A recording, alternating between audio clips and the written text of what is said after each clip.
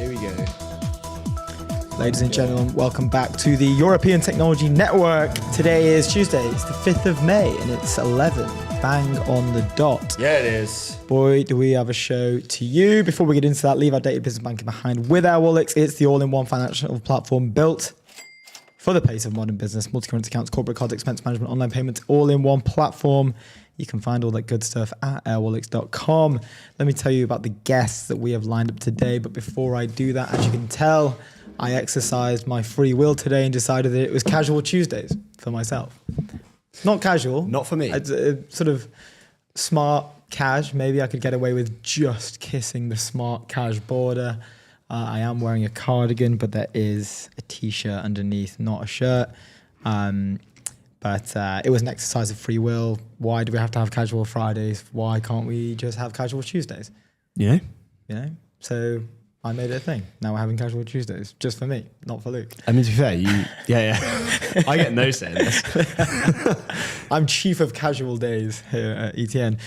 Before we dig further into that, let me say about our guest that we've got coming on today. No, before I do that, Framer, build better sites faster. Go to framer.com/ETN. There you go. It's time. Love that. Tom Ough, senior editor at UnHerd, also co-host of the Anglofuturism podcast, is joining us to just have a rambunctious conversation. To be quite frank, we're gonna be digging into a bunch of stuff. He recently put out a post about the final closing of Ask Jeeves, which, if I'm going to be so this is why we're getting him on the show. I actually forgot that existed and forgot that was like one of the OG search engines. Let's just give some context here, because the reason why I wanted him on the show today to talk about this was because Ask Jeeves has been shut down. I think it launched in like 1996 and it's lasted until 2026. I think it's shut down like the 1st of May. And it's not necessarily about Ask Jeeves itself as a search tool. It's more about the cultural positioning of the English butler.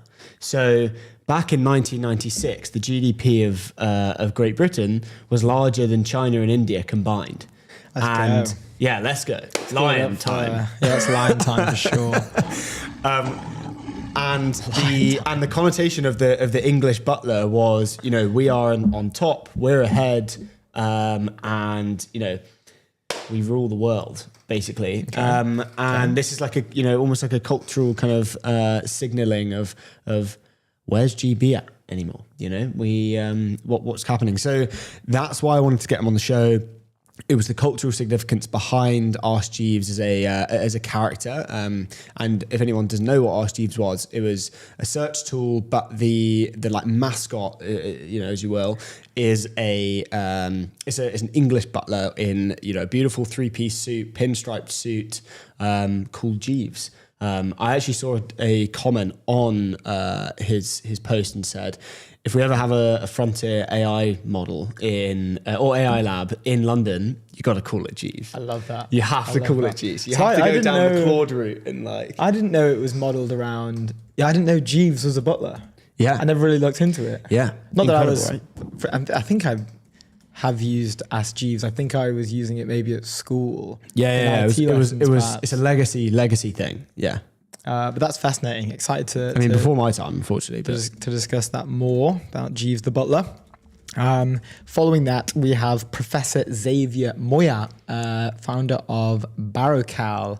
They've just come out with a 10 million seed round, a Cambridge spin out, to essentially address the cooling dilemmas for data centers. They've procured and also are commercializing a new cooling technology. So Professor Xavier will be digging into that with us, which is very exciting. Additionally to that, we have some news coming from Seraphim Space. We've got Will Whitehorn, the chairman, coming in to announce their new fund, which is going to be very exciting. We're going to be taking into sort of why launch a large-scale raise now, why this flexible C-share structure matters, why space is at an inflection point. It's going to be very exciting. They're basically coming out to raise a $350 million fund in new funding to capture the space boom that we're seeing at the moment. Following that, we've got Matt Pocock, author of AI Hero, Matt is a large following, big voice in the AI community. And he put out a tweet, I think it was last Friday, basically an open call out saying, hey guys, I've got an absolute banger of a talk on AI to do. Where can I do it? I need to find where are the happening AI events in London. And I thought, why not just come and do it on ETN? So I actually have no idea what it is. Oh. So it's going to be a little treat, a little surprise for us as well. Nice. I'm glad you're just taking. Didn't ask. Yeah. Just said, come over here and do it. Come and do it. Come over here. Just come and do it over here. So he's going to be joining us for a mystery speech. I'm presuming on AI, which is going to be very fun. And following that, we've got Giovanni Vignone. Vignone, brilliant. CEO at Octane Security. This is going to be a super fun one. Basically, just going to be talking about the cybersecurity space right now. It's very hot. We're talking about Mythos as well, and like the Frontier Labs and what it means for cybersecurity. They're kind of like in the running for, they are at the frontier of cybersecurity. So it's going to be interesting to talk to them about their perspectives on the launch of Mythos, where the Frontier AI Labs are at the moment in terms of cybersecurity, what kind of challenges they're seeing, what's coming down the track for for kind of larger institutions, what do they need to do, what do people like us need to do in the wake of a very, very good capable model. Right? This is we're getting hot better topic. and better, which is super interesting. So there was an article in the WSGA, I think on Friday or maybe yesterday, outlining that I apologise. The US government, quite all right, sir. Outlining that the US government may be looking at potentially requiring some sort of access to the models pre-launch to assess the risks. I saw a tweet actually that was like, it was like quotes, something along the lines of, I can't believe that the US government is has started a UK style government check on thingy, and then Matt at EF replied and said the UK doesn't have anything like this. There's so much negative UK propaganda around. We were just like, I was just like, what the hell? Why are you? That doesn't even need to be in there. Like UK style, like go away. It doesn't even need to be there. There's so much. You guys go check your models. We're chilling. What weirded me out super quickly, and I know we've got it on the docket to discuss later. I saw you put it on the notes for the town square. But indeed. The PG tweet around dipping into an alleyway that is so check your good. phone. I'm sorry, can I just say I went through a half an hour scrolling, like doom scroll on the comments of that tweet. I haven't looked at the comments. Oh my God, it's great. It's great. Very, very quickly, there does seem to be a very intense narrative around the fact that if you are out in London, your phone will get robbed. And I've seen loads of comments on X where it's like, how are you walking around with your phone? How are you taking photos in the street? And there does seem to be some propaganda being pushed around the fact that it is incredibly dangerous to live in London. I've been here for about 5 years now. I have never, ever been, walking around the streets drunk, all this sort of stuff. I've never encountered a single occasion in which you walk around with your phone out, literally, you walk around with your phone out more than you walk around. I will without literally your phone dangle out. my phone on the side of the road as I walk past. But it's like maps. We're always if we're walking to a meeting, head it's down on as emails. well. We're both like this, and it's like, Ronan, where are we going? Oh, that way. Okay. Yeah, head down. Like that. Yeah. It's and I used to live in Camden, and to be fair, I did see. This is when I was at university, but there were quite a few in Camden. To be fair, but I personally hadn't been a victim to it, but I had seen maybe 9 or 10 in my short stay in Camden, which is probably only about 6 months. I feel like that's probably the worst. It's quite high. Place. Well, they have signs on the lamppost saying don't take your phone out. Yeah, literally, all across that main. I think it's called Camden Road. That's hilarious. Around the whole thing. Anyway, let's move on to some news. Before we do that, Polymarket, the world's largest prediction market. Go and stay informed and profit from your knowledge. Go to polymarket.com. We wanted to do a second week recap of the Elon Musk mega trial, is what the Wall Street Journal is calling it. They came out with with an article yesterday headlined, Elon Musk mega trial kicks off its second week with scrutiny of OpenAI's execs' finances. Do you want to jump on? Yeah. So some pre-information before we jump into this. We're finally seeing the Brockman's diary surface. So this came out a few months ago. It was leaked that Brockman has been writing in his diary, basically not incriminating, but like evidence that would suggest that he is financially incentivized with OpenAI. He is at least thinking or considering of the fact that he would be incredibly financially well off in the future or now, or basically connected. Like his upside is very financially literate, like adjacent to the OpenAI success, and he's in his own private mantra, in his own private words, which he's addressing to himself, obviously in this diary. It's coming across like it is something that he's constantly thinking about. And given that the whole trial is based off the fact that Musk is suing OpenAI, claiming that they essentially stole a charity, turning the original non-profit structure into a for-profit structure, one can maybe suggest that this makes Brockman seem like his morals may not be aligned to the core of the mission. I'm not personally saying that, but you can understand how one might suggest that is so if he's very fixated on money. And again, stemming back all the way to OpenAI founding, initially OpenAI founding as a sort of charity, an open foundation of AI to benefit the people. Given the constraints in scaling that and the funding, there was just a natural point in which they were like, okay, this needs to be turned into a for-profit because we need to get a lot of money from investors to actually build this thing out, but the investors want returns. So there we have now a for-profit structure. So this has been, and by the way, this is happening in California. You can literally just go if you're there. You can just go and sit in it. That's pretty cool. It's open. It's completely open to the public. And it comes back to our conversation a few weeks back where I was saying I would have personally, obviously, would have loved for this to be televised like the Amber Heard and the Johnny Depp trial. But I assume you can't bring cameras or anything. No. I mean, like, you can have your phone in there. Like, people were live tweeting from there. Really? Yeah. Wow. Which they were giving detailed updates of what was happening. Like, Musk just said this, and this is how blah blah reacted. So the public were seeing a pretty in-depth review of this. But let's get into what do they say about new media? Hey, yeah, it's everywhere, all the time, all at once. Yeah. Just like us. Talk about a company that's everywhere all at once. Leave our dated business banking behind with Airwallex. Go to airwallex.com. So the article, this is Keech Hagee, Angel A.U. Young, and Becky Peterson over at the WSJ. This piece came out, it was updated, just yesterday at 5 p.m. evening. So the second week of a blockbuster trial between Elon Musk and OpenAI kicked off Monday with a series of questions about the finances of the startup's president, Greg Brockman. Brockman took the stand Monday, another star witness in a revolving cast of some of the most important leaders in artificial intelligence. After questioning Musk's lawyer, Stephen Molo, Brockman revealed his stake in OpenAI is now worth close to $30 billion, and that he holds a stake in multiple companies with which OpenAI has a significant business relationship. Leaning heavily on Brockman's diary entries, these are the diary entries that we refer to, these are his private diary entries that he essentially would have no sort of future thought as to whether these would ever be used in a court case. Molo tried to paint Brockman as motivated by money at the expense of OpenAI's non-profit mission. He presented one entry where Brockman wrote to himself while negotiating OpenAI's future structure with Musk, financially, what will take me to $1 billion?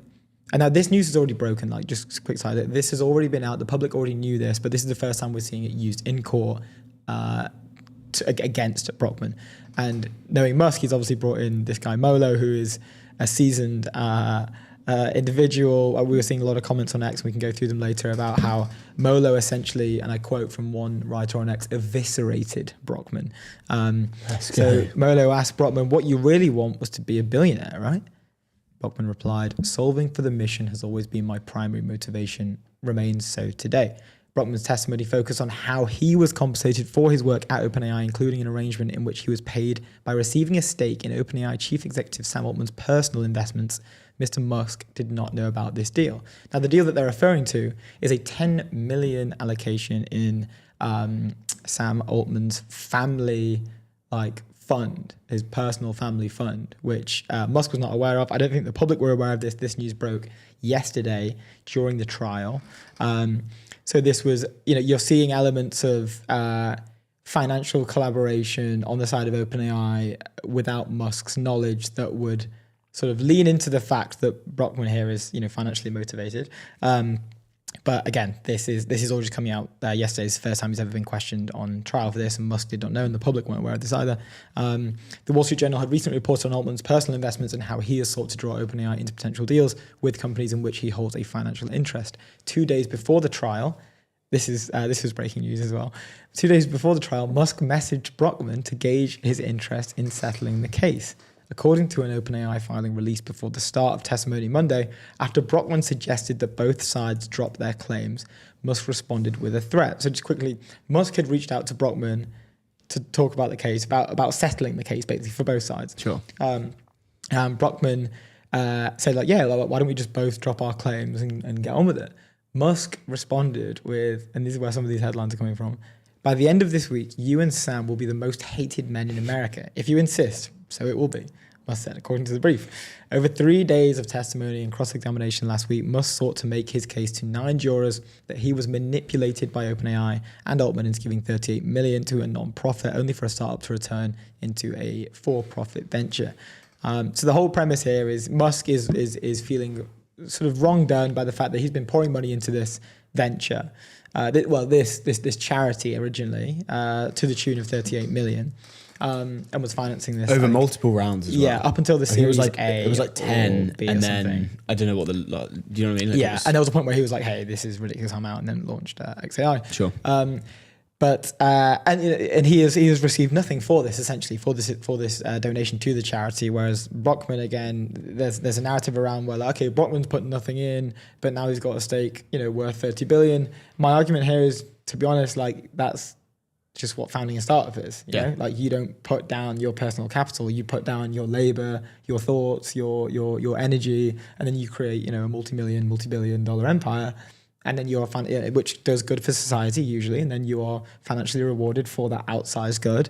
So that argument to me doesn't really make sense. Where people are saying, okay, well, if Musk invested all this money in the charity, $38 million, and has received nothing, I think maybe that's fair. But then to counter compare that to Brockman and saying, well, he's got an upside of $30 billion potentially here. Yes, that's true, but he's also been working on it for since 2023, I think 2022, the initial GPT launch came out. And there's another argument within that where I was like, okay, well, what about the opportunity cost for Greg Brockman? Like tomorrow, if he was to leave OpenAI, he could probably go and raise $1 billion plus seed round at 10 billion, So like his time isn't exactly, it wouldn't be like he could go out and just do something insane if he wanted to. His name carries that weight. And same if Mira Murati can do that for thinking machines, I'm sure Greg Brockman can do it on his own. So this is especially with like a narrative like I have a chip on my shoulder.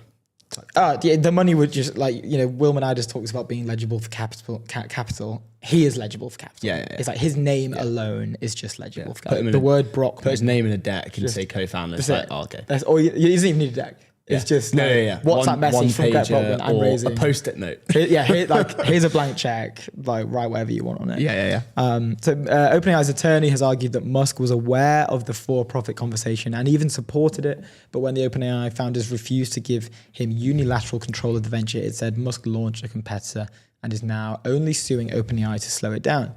That comment does not feel too outrageous. Like if everyone's honest here, Musk isn't really bothered about the money. I'm pretty sure he said he'd donate every single penny that he gets from the suit if he wins. Sure. To I can't remember what it was. Maybe it was to like OpenAI's for-profit arm, non-profit arm. I can't remember. But knowing Musk, he's a strategic player in this game, and he sees an opportunity in which he can slow down his competitor, and he's taking it. Mm-hmm. That makes sense, I guess. Right? Mm-hmm. Again, it's strategic, right? It's not good or bad. Some of the witnesses lineups for this, listen to this. Other witnesses expected to take the stand include Sam Altman, Microsoft Chief Executive Satya Nadella, former OpenAI CTO Mira Murati of Thinking Machines, OpenAI co-founder Ilya Sutskever, and as well as Shivon Zilis, former OpenAI board member and mother to 4 of Musk's children. And I love that the WSJ goes into detail here about Brockman's attire. Brockman, wearing a dark blue suit with a cornflower blue tie, entered the court holding hands with his wife, Anna Brockman. Altman, also in a suit, followed right behind and sat in the front row. During testimony, Musk's lawyer showed the jury an email that Brockman had written to Marissa Mayer, then the CEO of Yahoo in 2015 when OpenAI was a fledgling non-profit lab soliciting funding for OpenAI, in which he said he planned to donate $100,000 himself. Brockman confirmed that he never donated that money. When asked by Musk's lawyer if he thought it was morally bankrupt to claim he was going to donate and not do so, Brockman said no. So we're getting into the elements of, are they acting as a non-profit sort of founded company should be acting, or are they basically trying to convert this charity into a position that would like serve to make them financially gain immensely? I think it's an unfortunate position to be in the sense that like the company would not be able to compete if it was non-profit because no one would be putting money in it. Yeah. The people that put money in need to get returns, right? So like it just does not make sense. Back then, it probably does make sense to construct it like that, and it probably worked for a little bit. You'd have like mega. I think like Reid Hoffman was getting involved, like these mega donors that were happy to deploy billions into this without essentially seeing a financial return, but just knowing that like people doing it just purely out of for the good of the realm. Yeah, right? yeah. They are philanthropists. There are enough philanthropists that aligned on AI, like on an AI future back then. I mean, but the money, the private capital that this company needs and is asking for far exceeds that. We are unprecedented levels of what was it, 820? You're not going to get philanthropic funds like to the tune of the multi-billion dollar runs. But that's it's just blown past what anyone would ever think possible or doable, right? Sure. So they go into a lot of detail here about the whole the whole breakdown of like how this is financially motivated from both sides. Musk here forwarded a note to Brockman with a double question mark suggesting that he was unaware of this arrangement. So this was particularly the one that Altman had essentially like given Brockman some sort of like access to his personal fund to the tune of like 10 million. Sure. There are a few more points, but we can move on to a few more details on this particular story. We do have Musk's messages from Greg Brockman, that I mentioned earlier. This is from Haders Gold. OpenAI says Elon Musk messaged Greg Brockman 2 days before the trial, gauging settlement possibility. Brockman replied saying that they should drop their claims. Musk wrote back, by the end of the week, you and Sam will be the most hated men in America. If you insist, so it will be. So this is what we mentioned earlier. This is an actual piece taken from the trial. Is it like a strategic thing knowing that, that kind of stuff will get out because it's just always going to be on record, regardless of whether he's messaging privately or not? Yeah, I don't know. Because lawyers are allowed to look through messages. He's very much aware that it would surface, right? So maybe there are some, but again, I just think like he's so not bothered by any of the potential repercussions of doing that he's literally just like, I'm aware of that. I don't care. I'm gonna burn you guys. Sure. Like he's in this sort of, I don't know what I'd even call it, like some sort of like warrior state of mentality where he's just on rampage. He can literally mold like the universe to his will, knowing I can message this person knowing that this is going to come out. And knowing that there's going to be narrative changes and everything else in between. So we can bring that down and get the next piece up.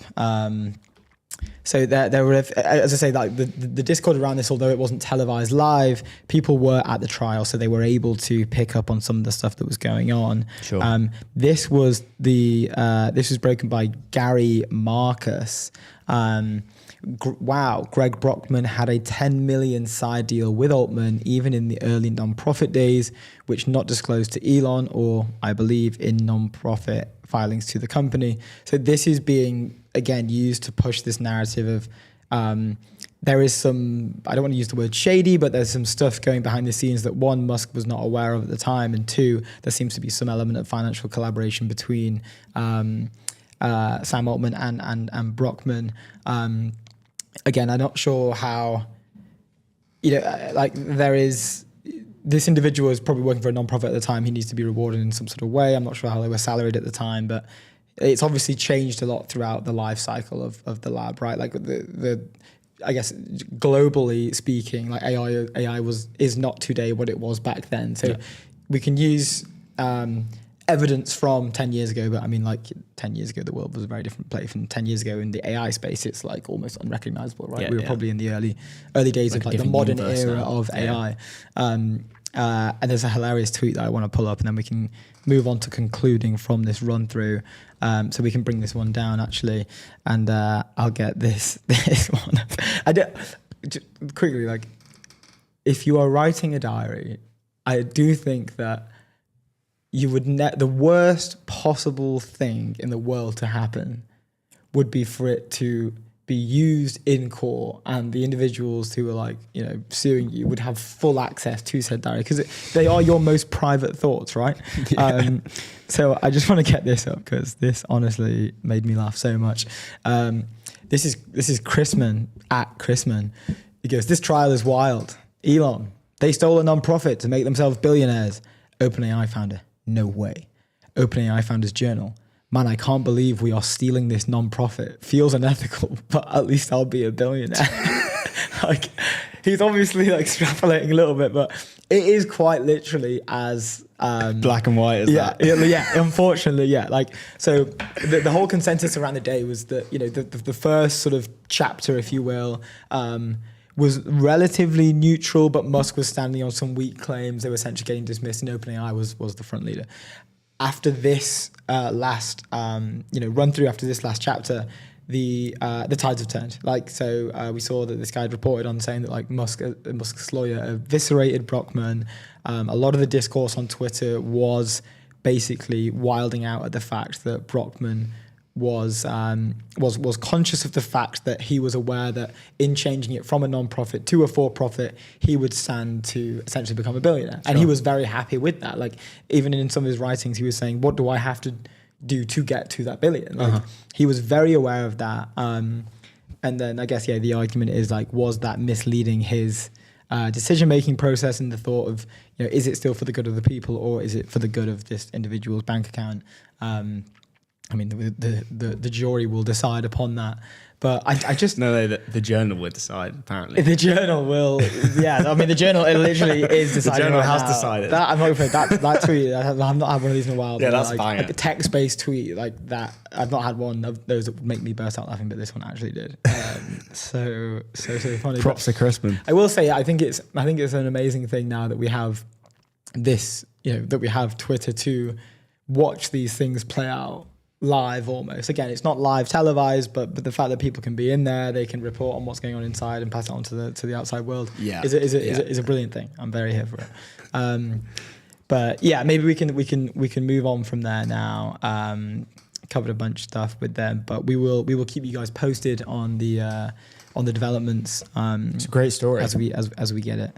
I know we. Okay, let's move on. Should we move on? Are we good? Let's do it. Okay, cool. The infrastructure for the Unchained World, go to base.org. SAP has signed a definitive agreement to acquire Prior Labs to build Europe's frontier AI lab, is the headline that came out yesterday. Prior Labs and SAP came out with, you know, their own internal kind of announcements.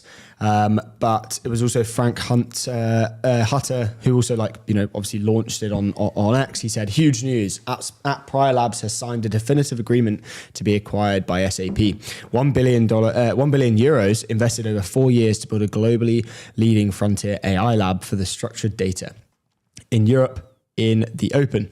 It's going to be an independent entity, same team, same mission, same open models, a massive boost to what we can do. The mission just got accelerated. Super interesting deal, right? So like, it's one of those deals where kind of nothing's really happening, other than the fact that, you know, it's €1 billion invested over 4 years. It's like obviously a huge conviction play, but nothing really, kind of happens, right? Frank's obviously said independent entity, same team, same mission, same open models, blah, blah, blah, blah. So headline terms, SAP is investing or has like pledged to invest more than €1 billion over the next 4 years.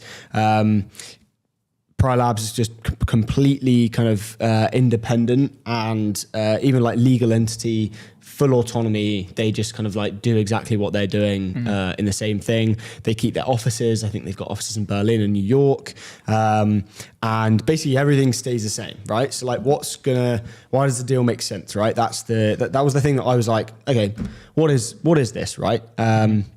Maybe before that, let's kind of jump into the Labs internal kind of announcement on their website. It says the next chapter for Labs, and we could probably get this up. Yeah. So it starts. When we started Labs, we had a conviction that ran against the grain of where most of the AI world was looking. While the field poured its energy into language, we believed an untapped opportunity in AI sat somewhere else entirely, in the tables, spreadsheets, and structured records that actually run the world's businesses and scientific discoveries.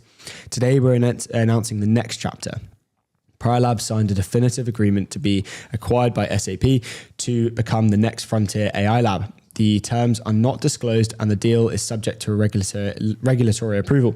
We will continue to operate as an independent entity, retaining our brand, our mission, our open source commitments, our customers, and our research-led identity. SAP will invest more than €1 billion over the next 4 years and support us with long-term investment and a direct path to productization across the SAP portfolio. This is something truly special and the beginning of Labs' growth phase. So new phase, right? Why does it make sense? Firstly, probably just market access. Obviously, SAP can bring some huge enterprise customers within kind of all of the industries that Labs looks at, right? Finance, healthcare, blah, blah, blah, manufacturing, industrials.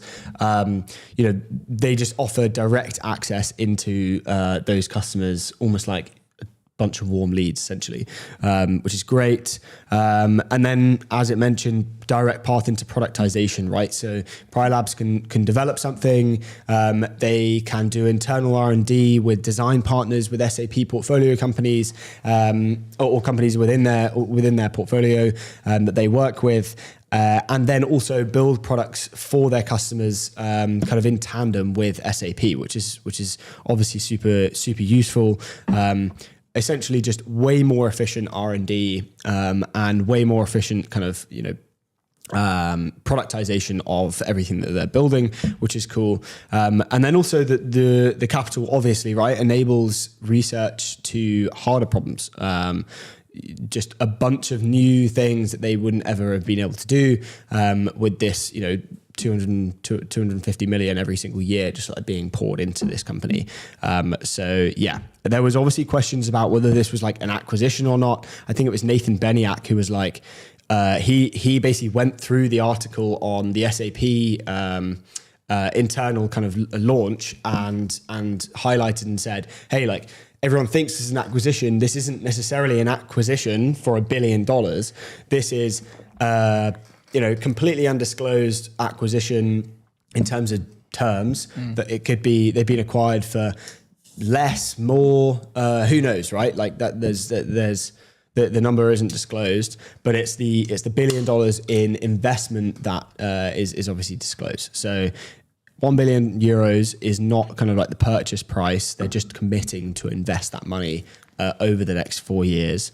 And yeah, that was like the main thing essentially. So it was a super interesting deal. And something that got a lot of like, it's been acquired. I think we posted a graphic saying it's been acquired, but actually, it has been technically not. It has been acquired. It has been acquired, but not for $1 billion. Not for 1 billion euros. Yeah. No. Yeah. So that was that was like the weird thing, and I don't know. It seems like.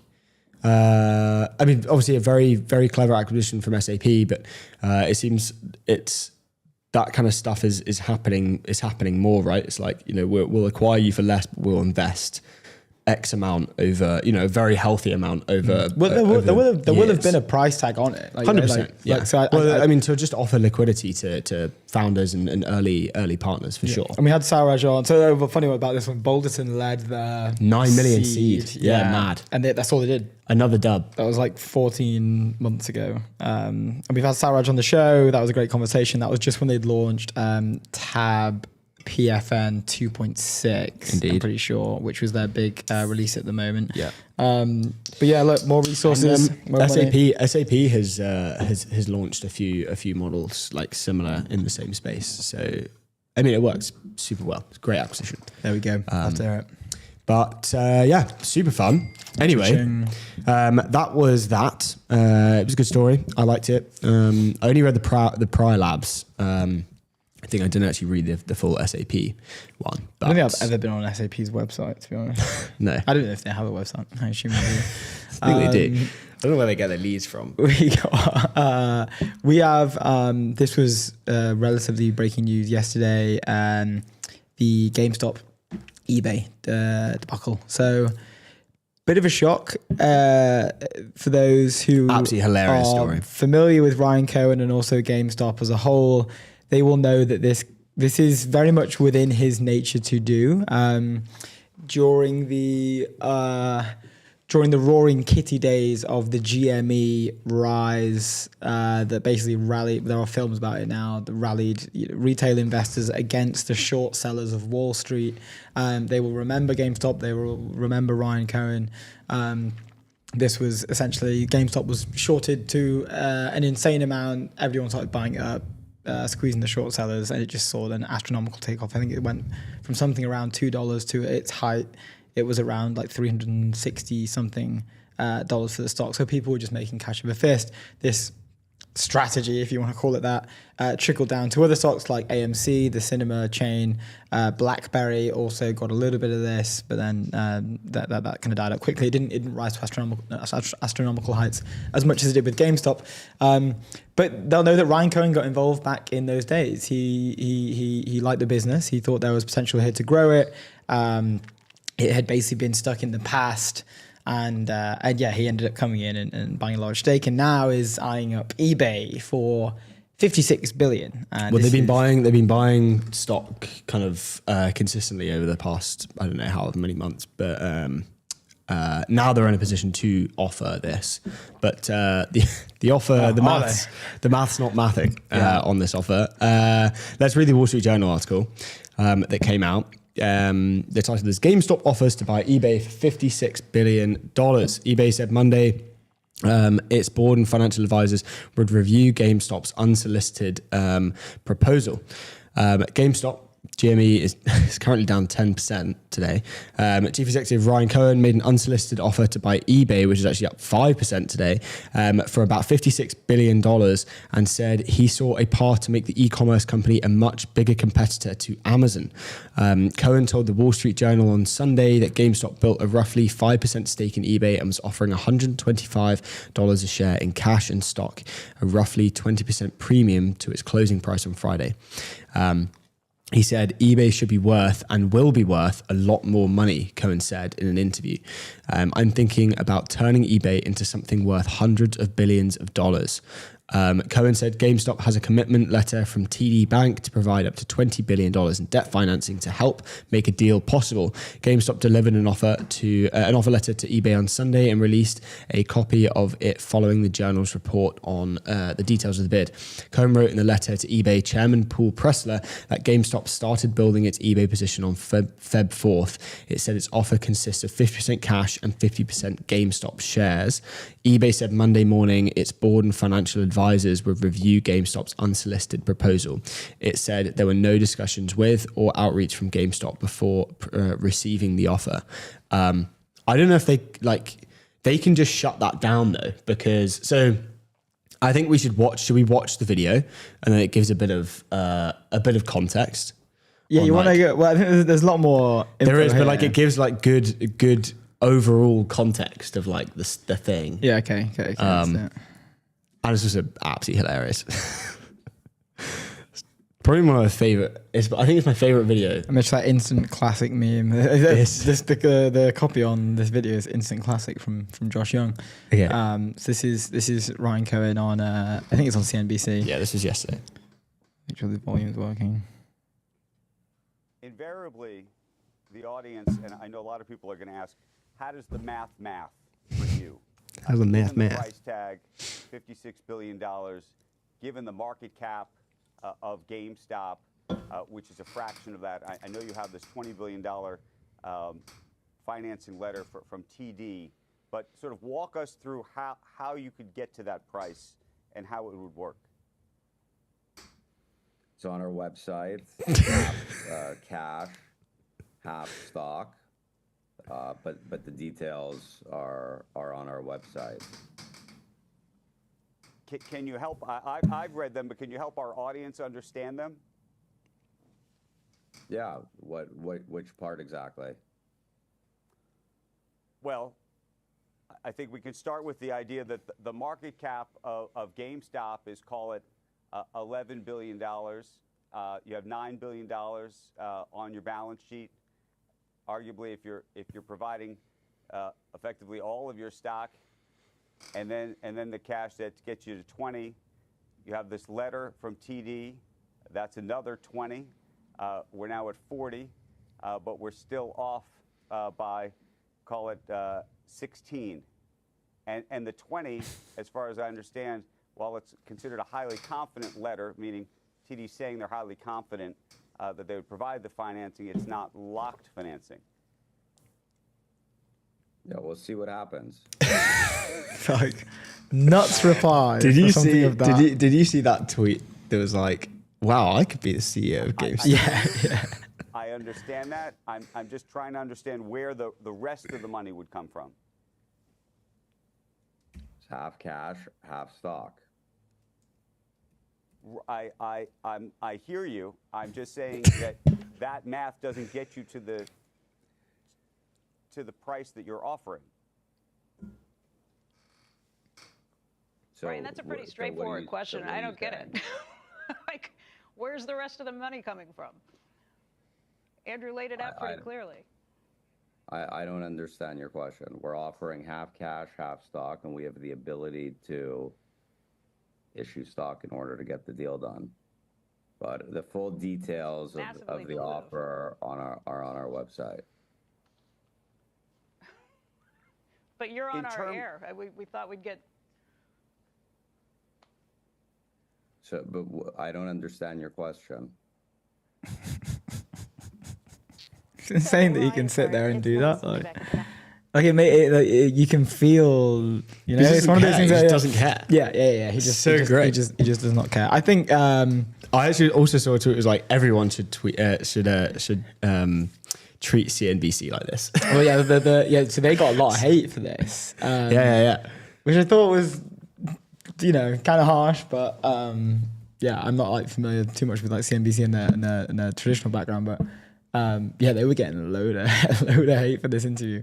And like I was, we've already been seeing the half cash, half stock is now like an instant, like memeable classic straight off the bat. We've already seen memes roll out. Like, I saw one the other day. It's like me walking into like Chili's from America. I was like, I'll be paying for this with half cash, half stock. Like, yeah. But what about half of the half the thing you're buying? Yeah, it's fine. Half cash, half stock. Details are on our website. So yeah, this has obviously gone viral amidst the acquisition conversations. We can get into the article. Well, actually, Avi Feldman came out with a tweet that actually kind of explains it quite nicely. He was like, "For those that don't understand what happened here, the reporters asked a very stupid question. Ryan clearly stated the transaction was going to take place using 50% cash and 50% equity, where we will need about 55 billion to purchase eBay. So follow the math here." GameStop has 9 billion-ish on its balance sheet and a soft commitment of 20 billion from a lender. So we're at 29 billion.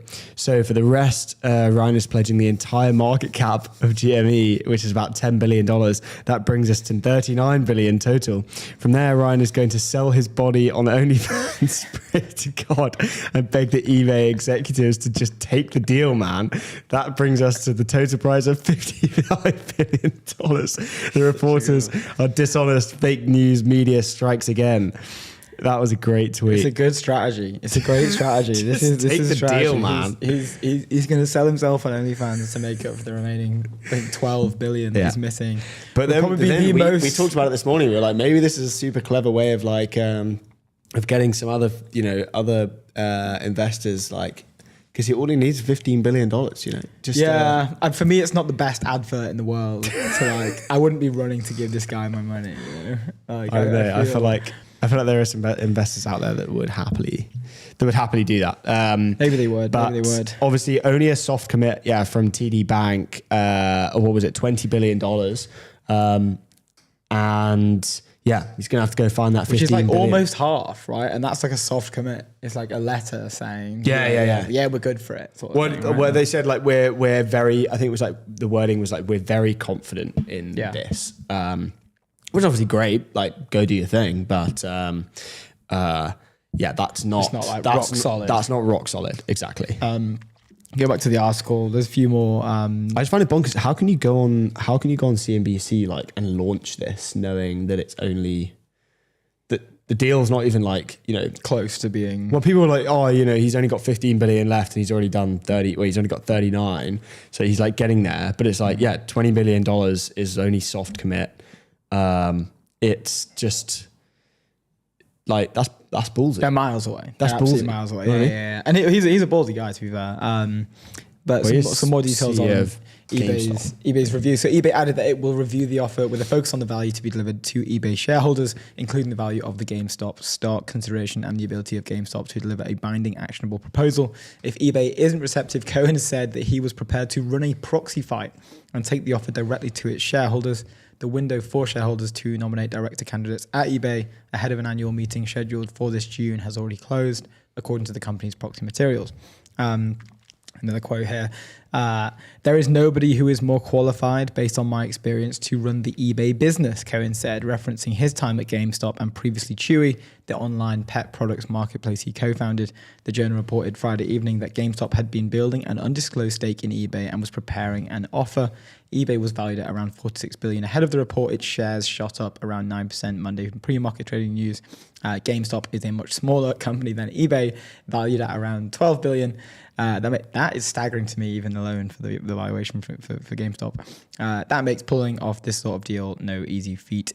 GameStop has around $9 billion in cash on its balance sheet to put towards a deal. And if I'm honest, like GameStop was dying; it was on its way out. So I haven't looked at the renewed financials, but this is 2021, where it was like the most shorted stock in the world. Mm-hmm. Like it was a dying business. It was legacy gaming. It was like a blockbuster, you know, but for games. Like, but they're using that to their advantage. They're saying, we have all of these live sites we have all of these physical sites. And I think one of the things that he listed in like why he thinks is a good thing for eBay to take a deal like this is live commerce. And I was like, but eBay is probably one of the most durable businesses, kind of like public companies, because they have competitors in every vertical space that they operate in. You know, be that clothing, gaming, like everything else in between, cars, whatever. Like they have vertical competition everywhere. And then they also have, then like they've been around for so long. They're durable to AI. They have an incredible kind of, community behind it. And it's just so funny that it's like one of the things listed as like live commerce is going to be like, the thing that, you can put all your stock in our shops that we have that we don't. But how's it possible? Like reinventing brick and mortar stores. Yeah, exactly. Like eBay. It's like, you're going to have an eBay store now? Is eBay going to become like going to topple Walmart? Because no one owns the stock. The individuals own. Like eBay doesn't own the stock. Right? So how would that make any sense? You send it to eBay and then eBay will send it. Like that doesn't make any sense. But like when I buy something, I just want it to sit in an eBay. I don't know. And then the person, and then you just kill your TAM of who can buy it by putting it in a store in like, I don't know, middle of Texas or something. Like it doesn't make any sense. See, I don't understand why this would make any sense. I think eBay is a great business, right? Like it's a marketplace, like insanely durable. Like you can't. And it's what, like just mimic that. Winning marketplace. But I think that the proponent of live commerce is a real threat to eBay.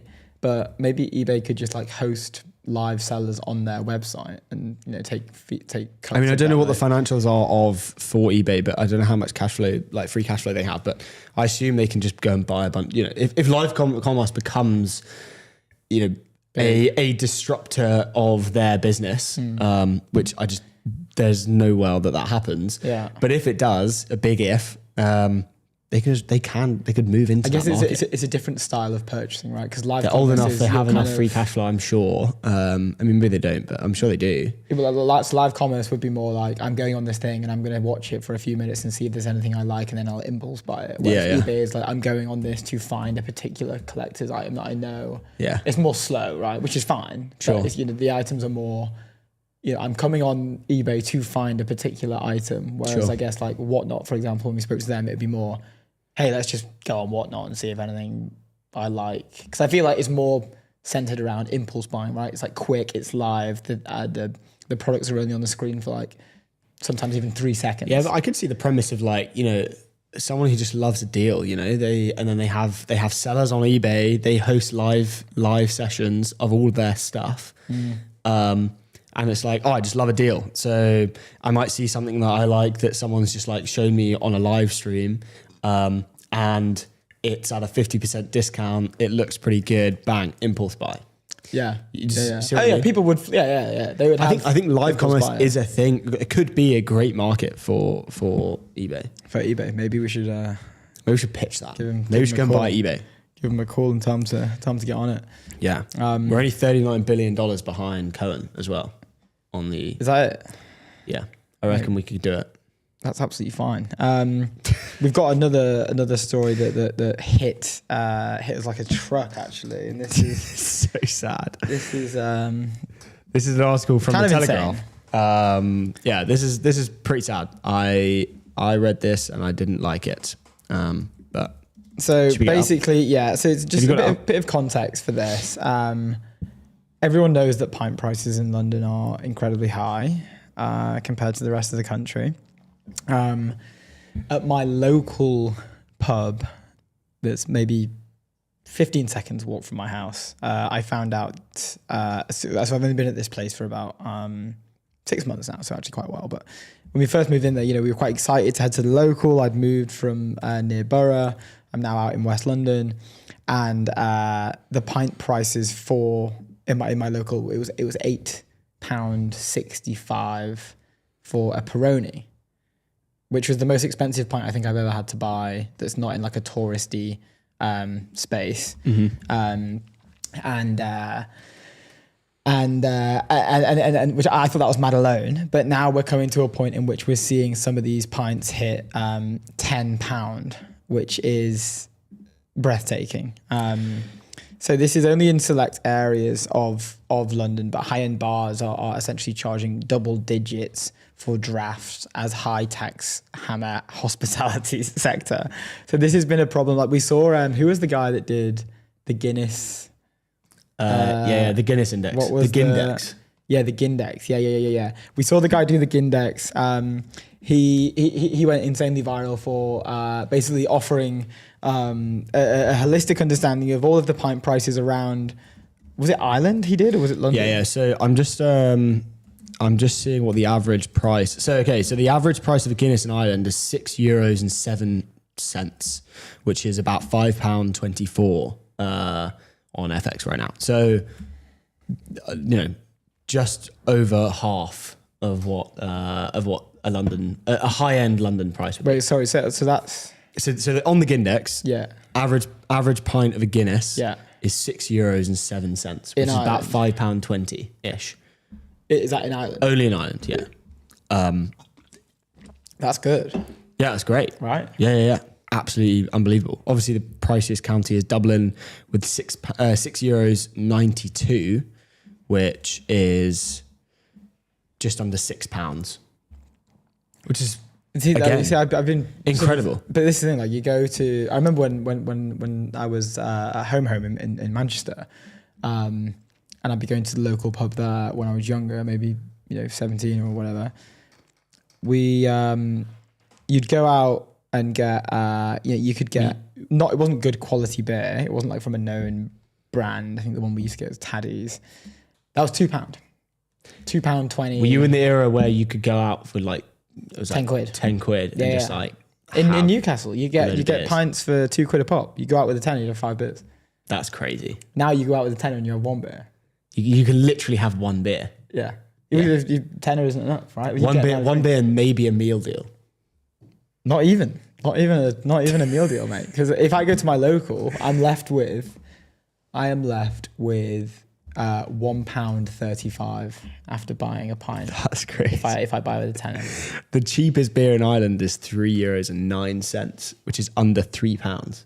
£2.67. I think you could probably find some UK areas for that as About well. that, Yeah. But that would be in the middle of nowhere. And then apparently the highest priced beer is €11, which is £9.49. It's getting I think that's in the the Guinness factory. Okay, fine. The famous sure. one that's like everyone goes to. I haven't actually been to that or done that. Apparently it's really fun. I should do that. That'd be good fun.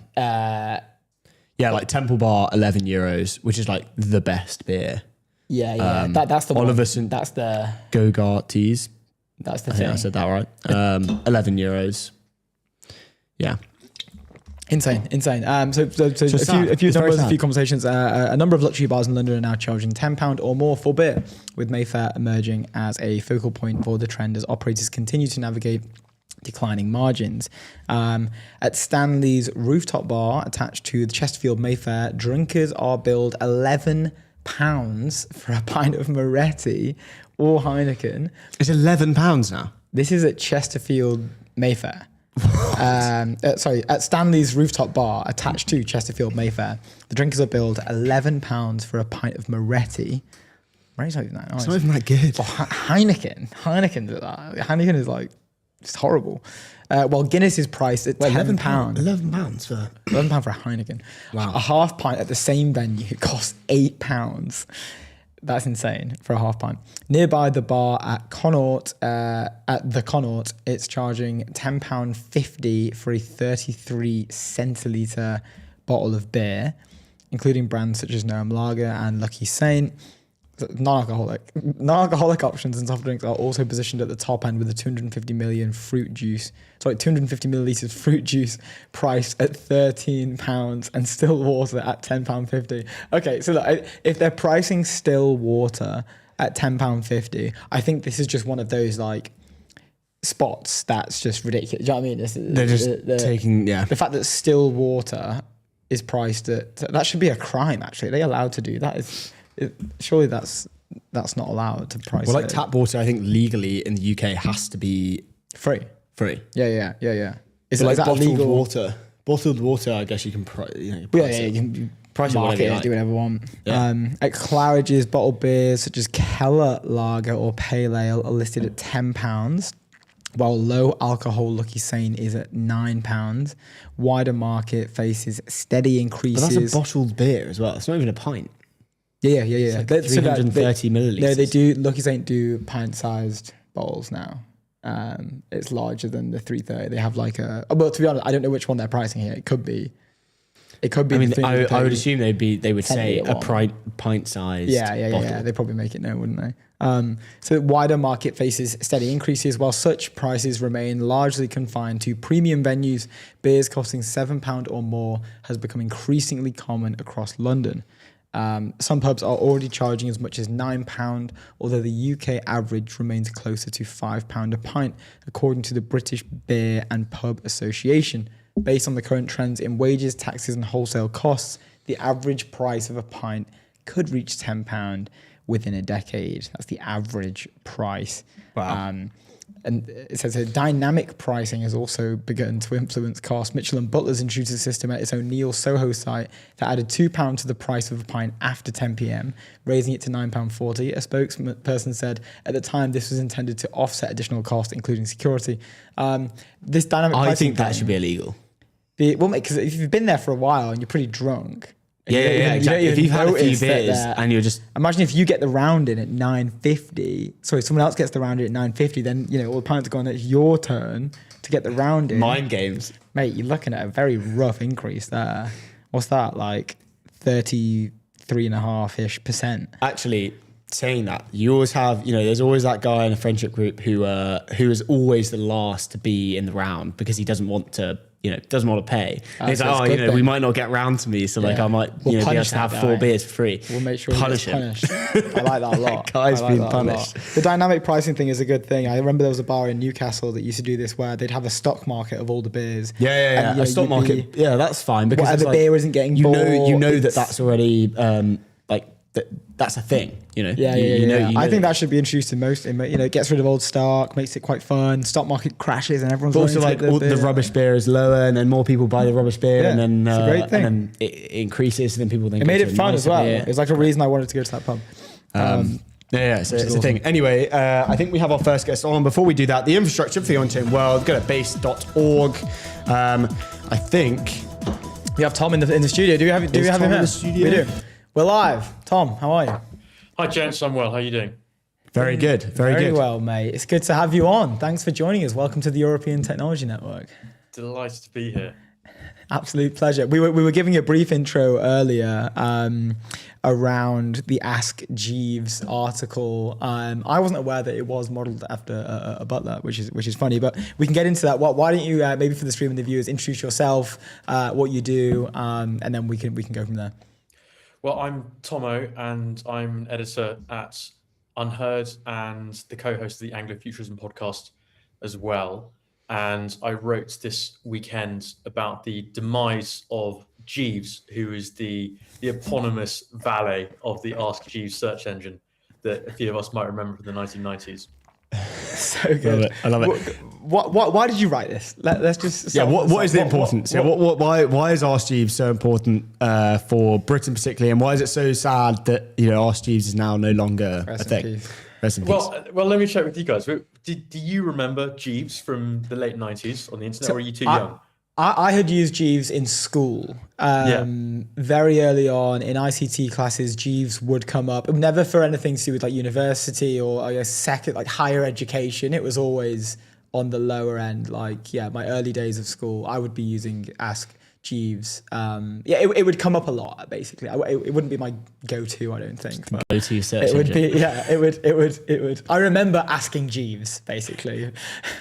Yeah. So do I. And then I think I stopped using it, and 20 years later was learned that even Ask.com, which was the kind of ad web bloated successor site, has now been shuttered. And I think it was just that. I think a lot of people online found it a little poignant, and in the vanishing of Jeeves, I saw a bit of a parable for the currents of history, particularly in the transatlantic relationship, and the kind of internet that we had in the late 90s, which was educated and Anglophile, and quite unlike the landscape it is today, where every product, like the chatbots, have to be designed for people with zero cultural context. So, as I said, you're not going to see Jeeves as like again, which in some ways is a little sad.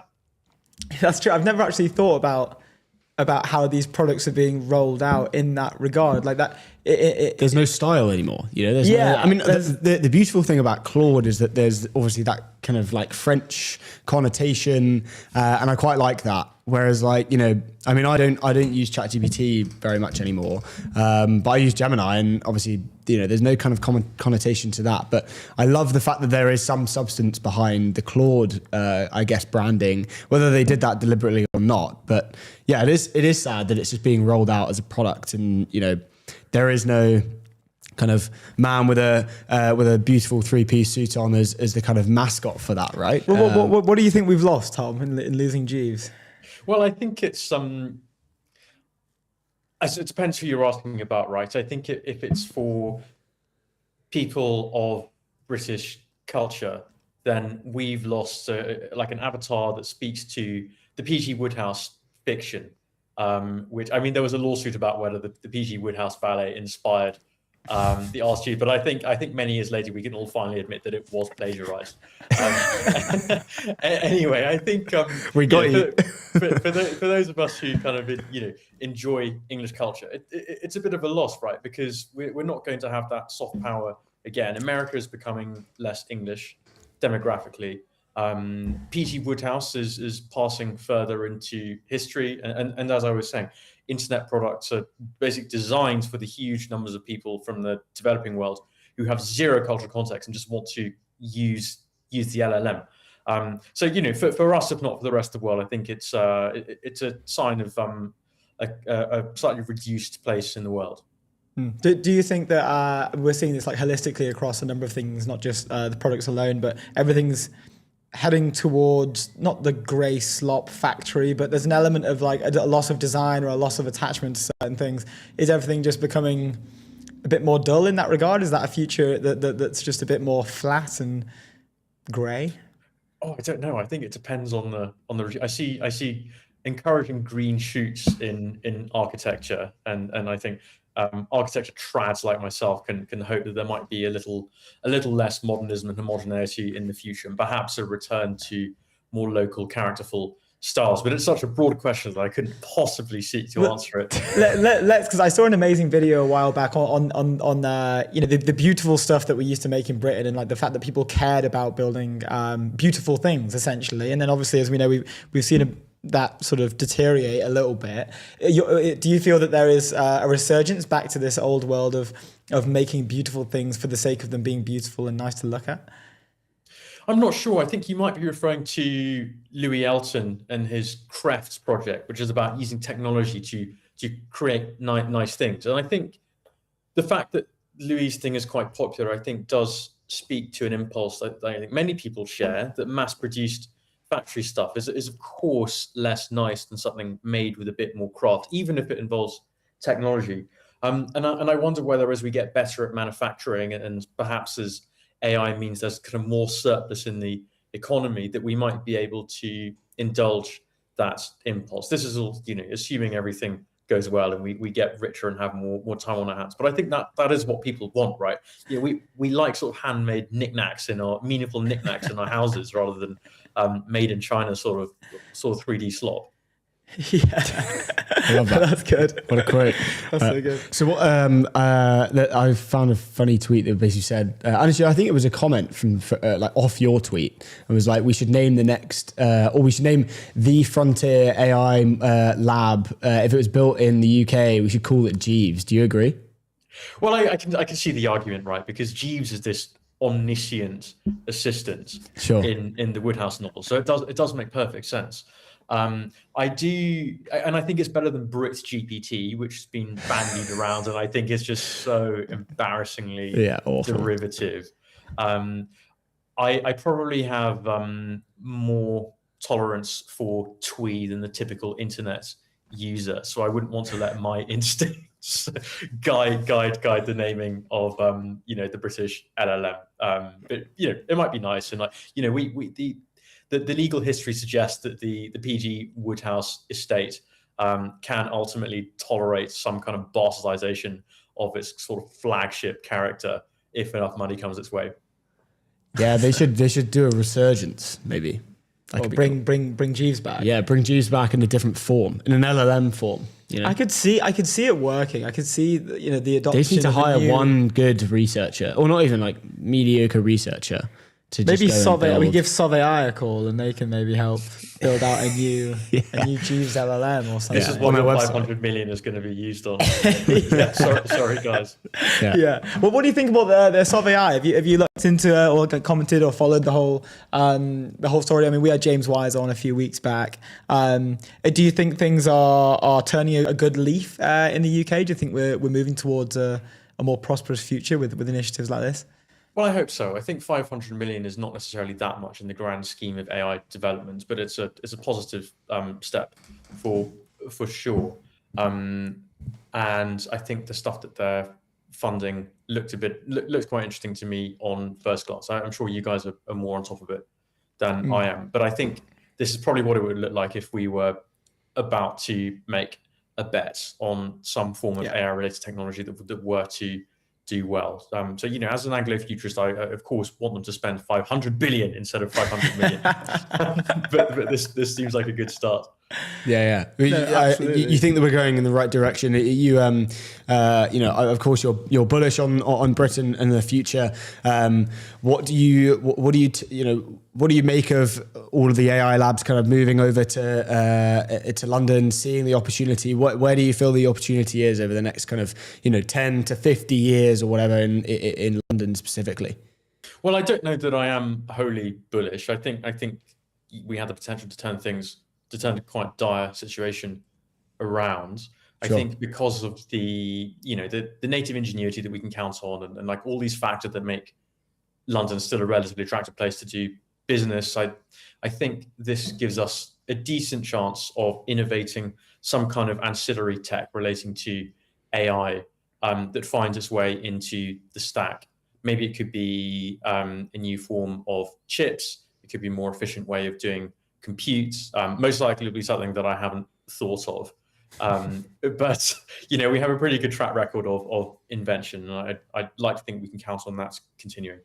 Yeah, I don't know what I feel in my eyes that it does seem that AI has been the catalyst of a sort of like resurgence in I don't know, like maybe hope is the word, or like a future that seems a little bit more obtainable now for the country.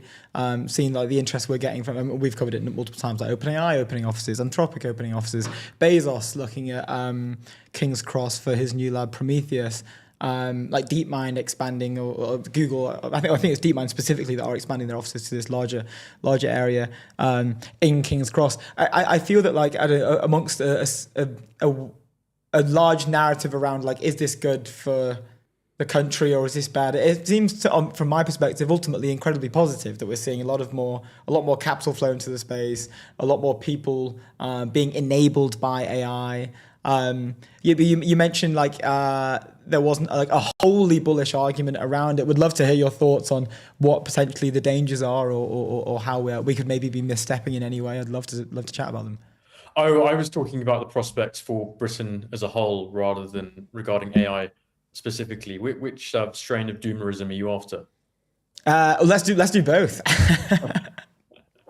Well, I should prefigure these remarks or preface these remarks by saying that I think there is we can turn this around, but I think the state is so extraordinarily bloated. The underlying conditions for entrepreneurship are nowhere near as healthy as they could be.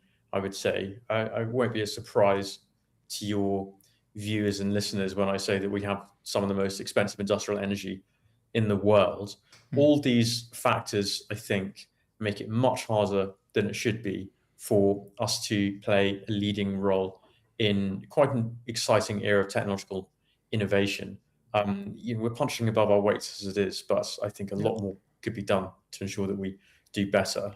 So that's my kind of economic doomerism, such as it is.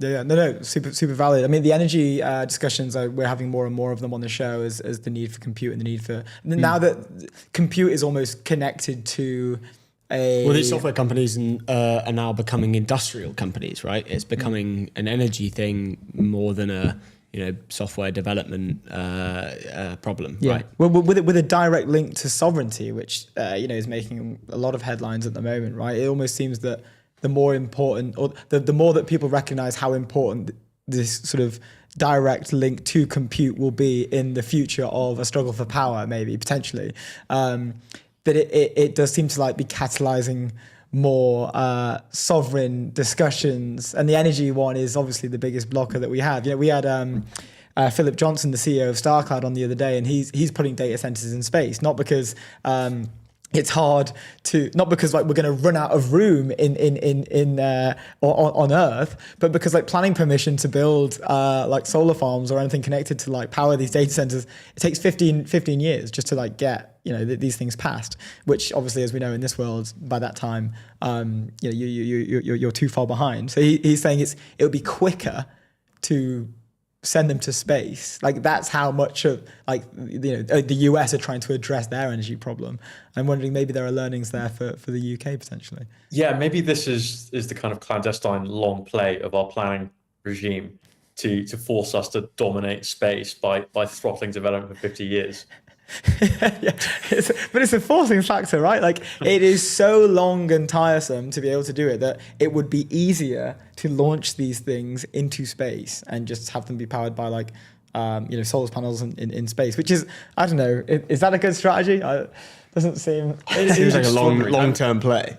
It's not like our launch capabilities in this country are particularly good. I think we're just about the only developed country to give up a vertical launch program.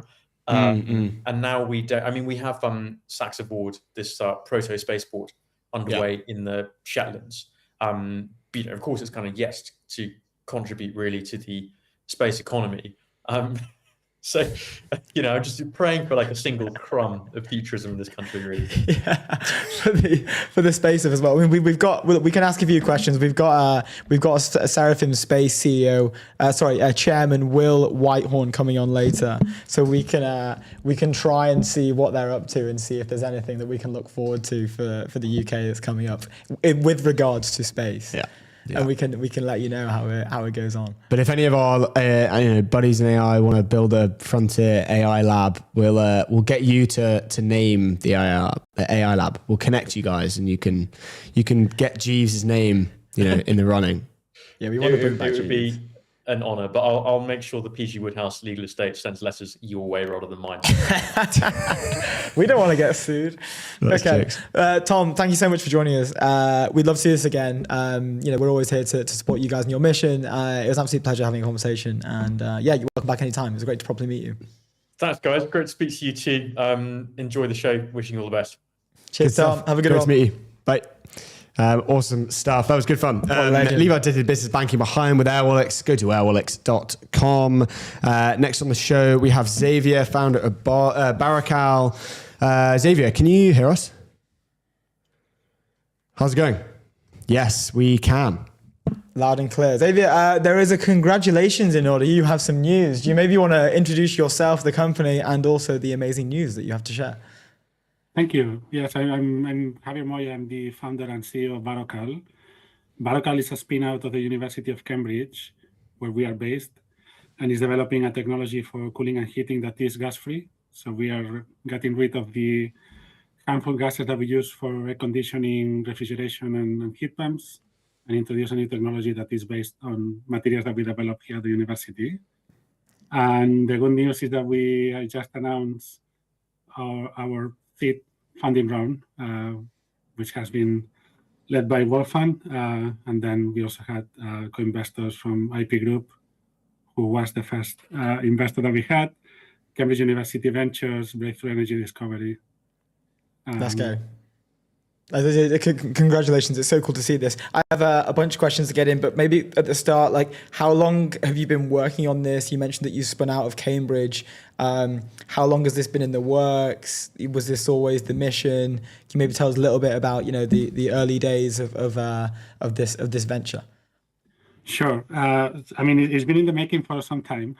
I mean, I'm originally an academic at the university, and I've been always very interested in decarbonizing heating and cooling, because that's an area that for quite some time has been overlooked a little bit. For many reasons, we've been working on other areas that are very important to decarbonize: transportation, storage, and so on. But heating and cooling, when you think about it, combined are nearly half of the emissions, and we don't have a low carbon solution quite yet. So it's something that has always been a passion of mine. I've been doing research on alternative refrigerants that we could use that are gas-free. And after a few years of work, we identified a number of compounds that are inexpensive, are solids, and basically they have the same temperature changes than the gases that you use in vapor compression. And out of that original discovery and pattern, we started the company, and it's been a good journey so far. Let's go. It's so cool. So can you paint the picture of the problem in the sense of, like, what was it and how have you changed it? I know you've explained it there in a way where it's like a certain compression module to cool down certain areas or pieces of equipment. Can you maybe break down, like, what was the problem that you saw, and then how specifically are you guys overcoming this problem, building a new way to approach this. And then I have another question, but maybe we'll start with that. Okay, sure. So let's start with what we use at the moment. If you look at your air conditioning or your fridge at home, what you basically have is a little compressor that take a gas, compress it and make it liquid. And when this happens, the fluid gets very hot. And then when you expand it, it gets very cold. And the physical reason behind is that when you go from a gas where the molecules can move freely to a liquid, where the molecules cannot move very much, there is a release of energy. And this is something that we've been using for more than 150 years. It works well, it is very reliable. It's an expensive technology, but as you will know, the gases that we've been using in the past, in the 1990s, were depleting the ozone layer, and more recently, they've been contributing very strongly to greenhouse emissions. And there is also an aspect of safety, because the gases that we use nowadays are also flammable or explosive. Mm-hmm. So our approach is always been trying to replace the gases at the core of cooling and heating technologies by a solid material that can do the same thing. But the challenge was, can you make it competitive with the gases that we use in vapor compression? And just to give you an idea, this area of solid state refrigeration or solid state heating has been around for a long time. In the 1970s, NASA made the first magnetic fridge that was using magnetic compounds. So it's something that has been around for quite some time. But the question was always, can you have refrigerants that are solid, that have the same temperature changes as the gases that we use in vapor compression? And that's something that we demonstrated only recently, where we found solid materials that when you compress them, they change temperature by 40, 50, 60 degrees. And that's been the game changer, because in the past, the best material had temperature changes of less than 5 degrees. Mm-hmm. Wow, that's so cool. I want to ask about the demand here, right? So it's like you've been able to solve the problem at scale, but the scale has just gone, tenfold, has grown tenfold or even more because of the demand of data centers and cooling needed for those. Can you talk to us about what the market looks like now, and maybe when you started building to now, like how has that scale changed, and has it kind of changed the way that you've been building the company? I mean, it's been a good change for us. I mean, yeah, I can imagine. The growth in data centers and the needs for data center cooling is something that is very important for us.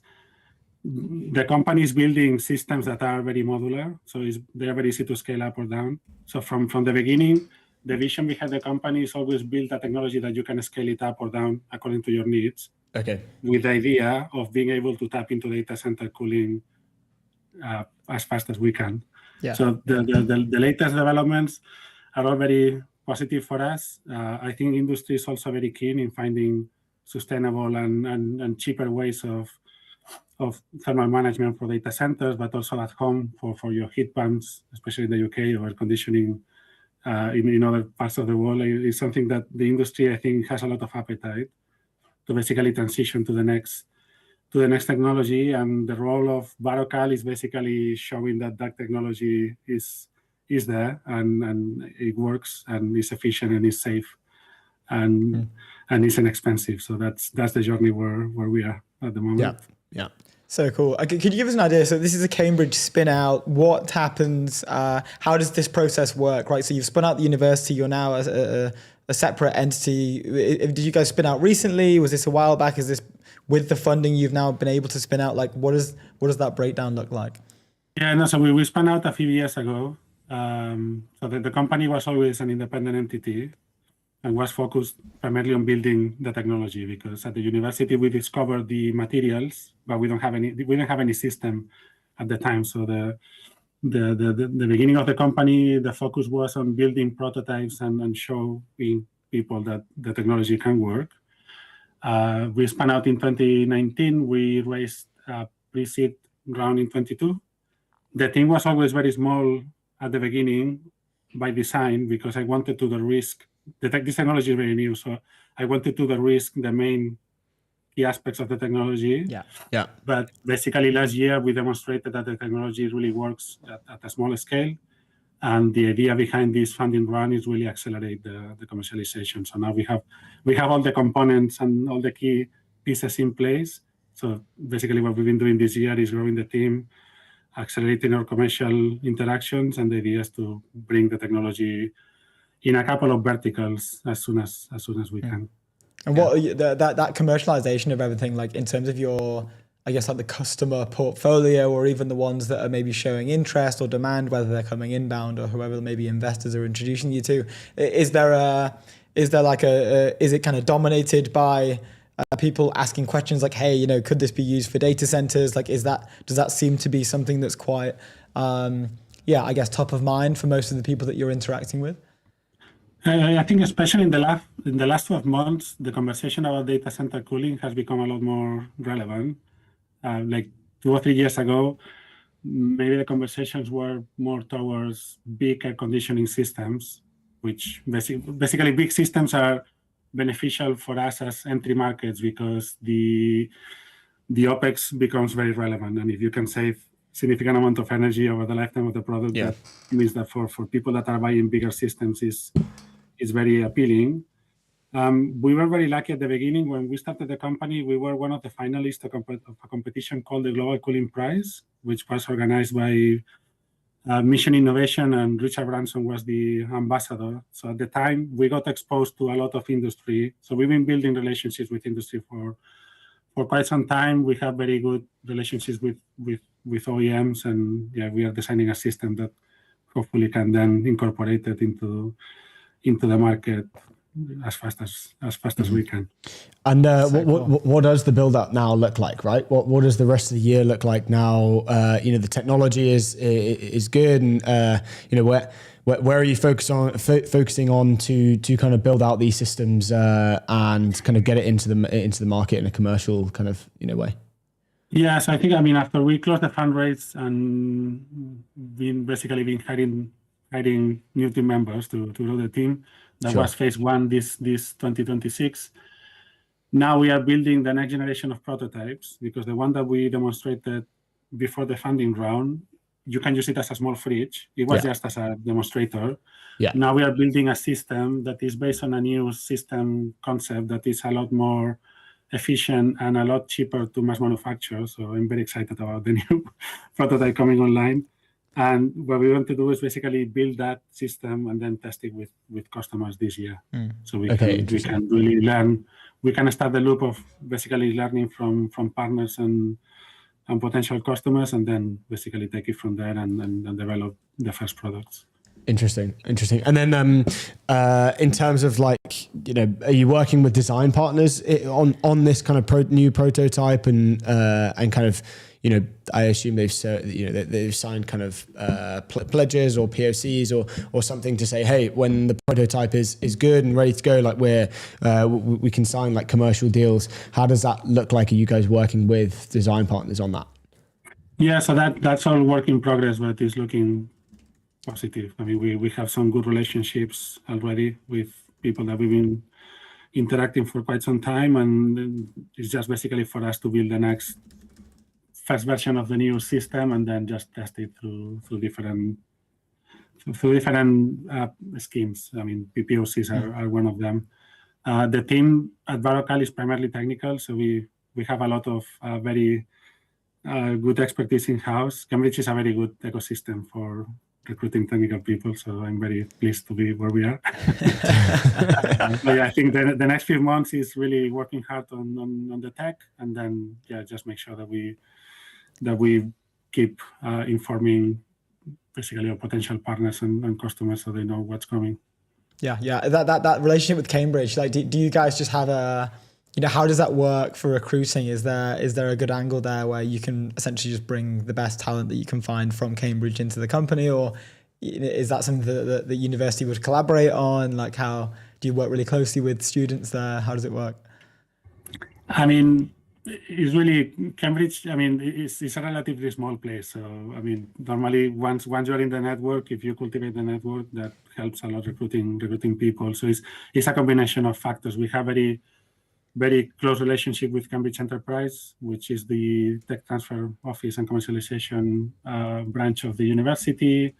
We are very well connected with the Cambridge networks, participate in a lot of events, and then it's just outreaching, talking to students that are potentially interested, also giving talks and doing outreach. But it's a good it's a good place. And at the end of the day, like word of mouth actually works quite well. So people that are working at the company are also telling others that this is a good place to work, and we can extend our network a bit.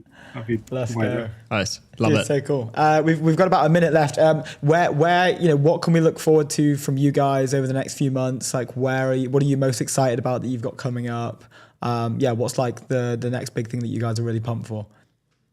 I mean, the next big thing is building the new system based on the new system architecture, which I cannot tell you now, as you may expect, but it's a very cool new system architecture. I mean, it's really quite amazing piece of engineering.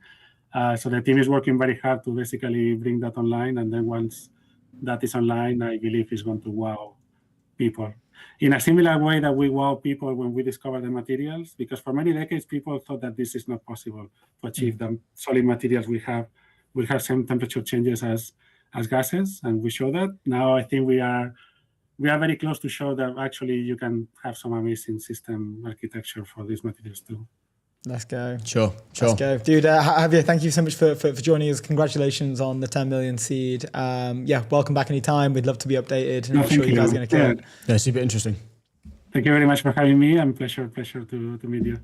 Good Thank stuff. you, Great to meet you. Thank you very much. Bye. Framer, build better sites faster. Go to framer.com/ETN. Up next on the show, we have Will Whitehorn, chairman at Seraphim Space, with some news around a new fund that is being rolled out to the tune of $350 million. We have previously had the Seraphim Space team on, I think, maybe 2 months ago, which is a great conversation. Here we have Will joining us right now. Will, can you hear us okay? Yes, loud and clear, sir. Welcome to the show. How are you? Very well, thank you. Amazing. And you guys have some good news. Maybe before that, do you want to maybe introduce yourself, Seraphim Space as a whole, and then what is this news that everyone's talking about, Will? Will Whitehorn is my name. I am the chair of Seraphim Space Investment Trust PLC. And I mean, obviously, we've had continuous good news for about the last 9 or 10 months. Let's go. Space arena has really lit up. Companies in Europe, such as ICEYE, and in America, like Hawkeye 360. Yeah. So it's just an almost endless list, and most of them in the 24 companies in our portfolio as a PLC. And we have been commencing a fundraise over the last week and a half to raise more money to invest in more space companies. And that's kind of, funnily enough, we've been planning it for a long time, but obviously it's almost coincided with the announcement of the SpaceX flotation, which happened. Mm-hmm.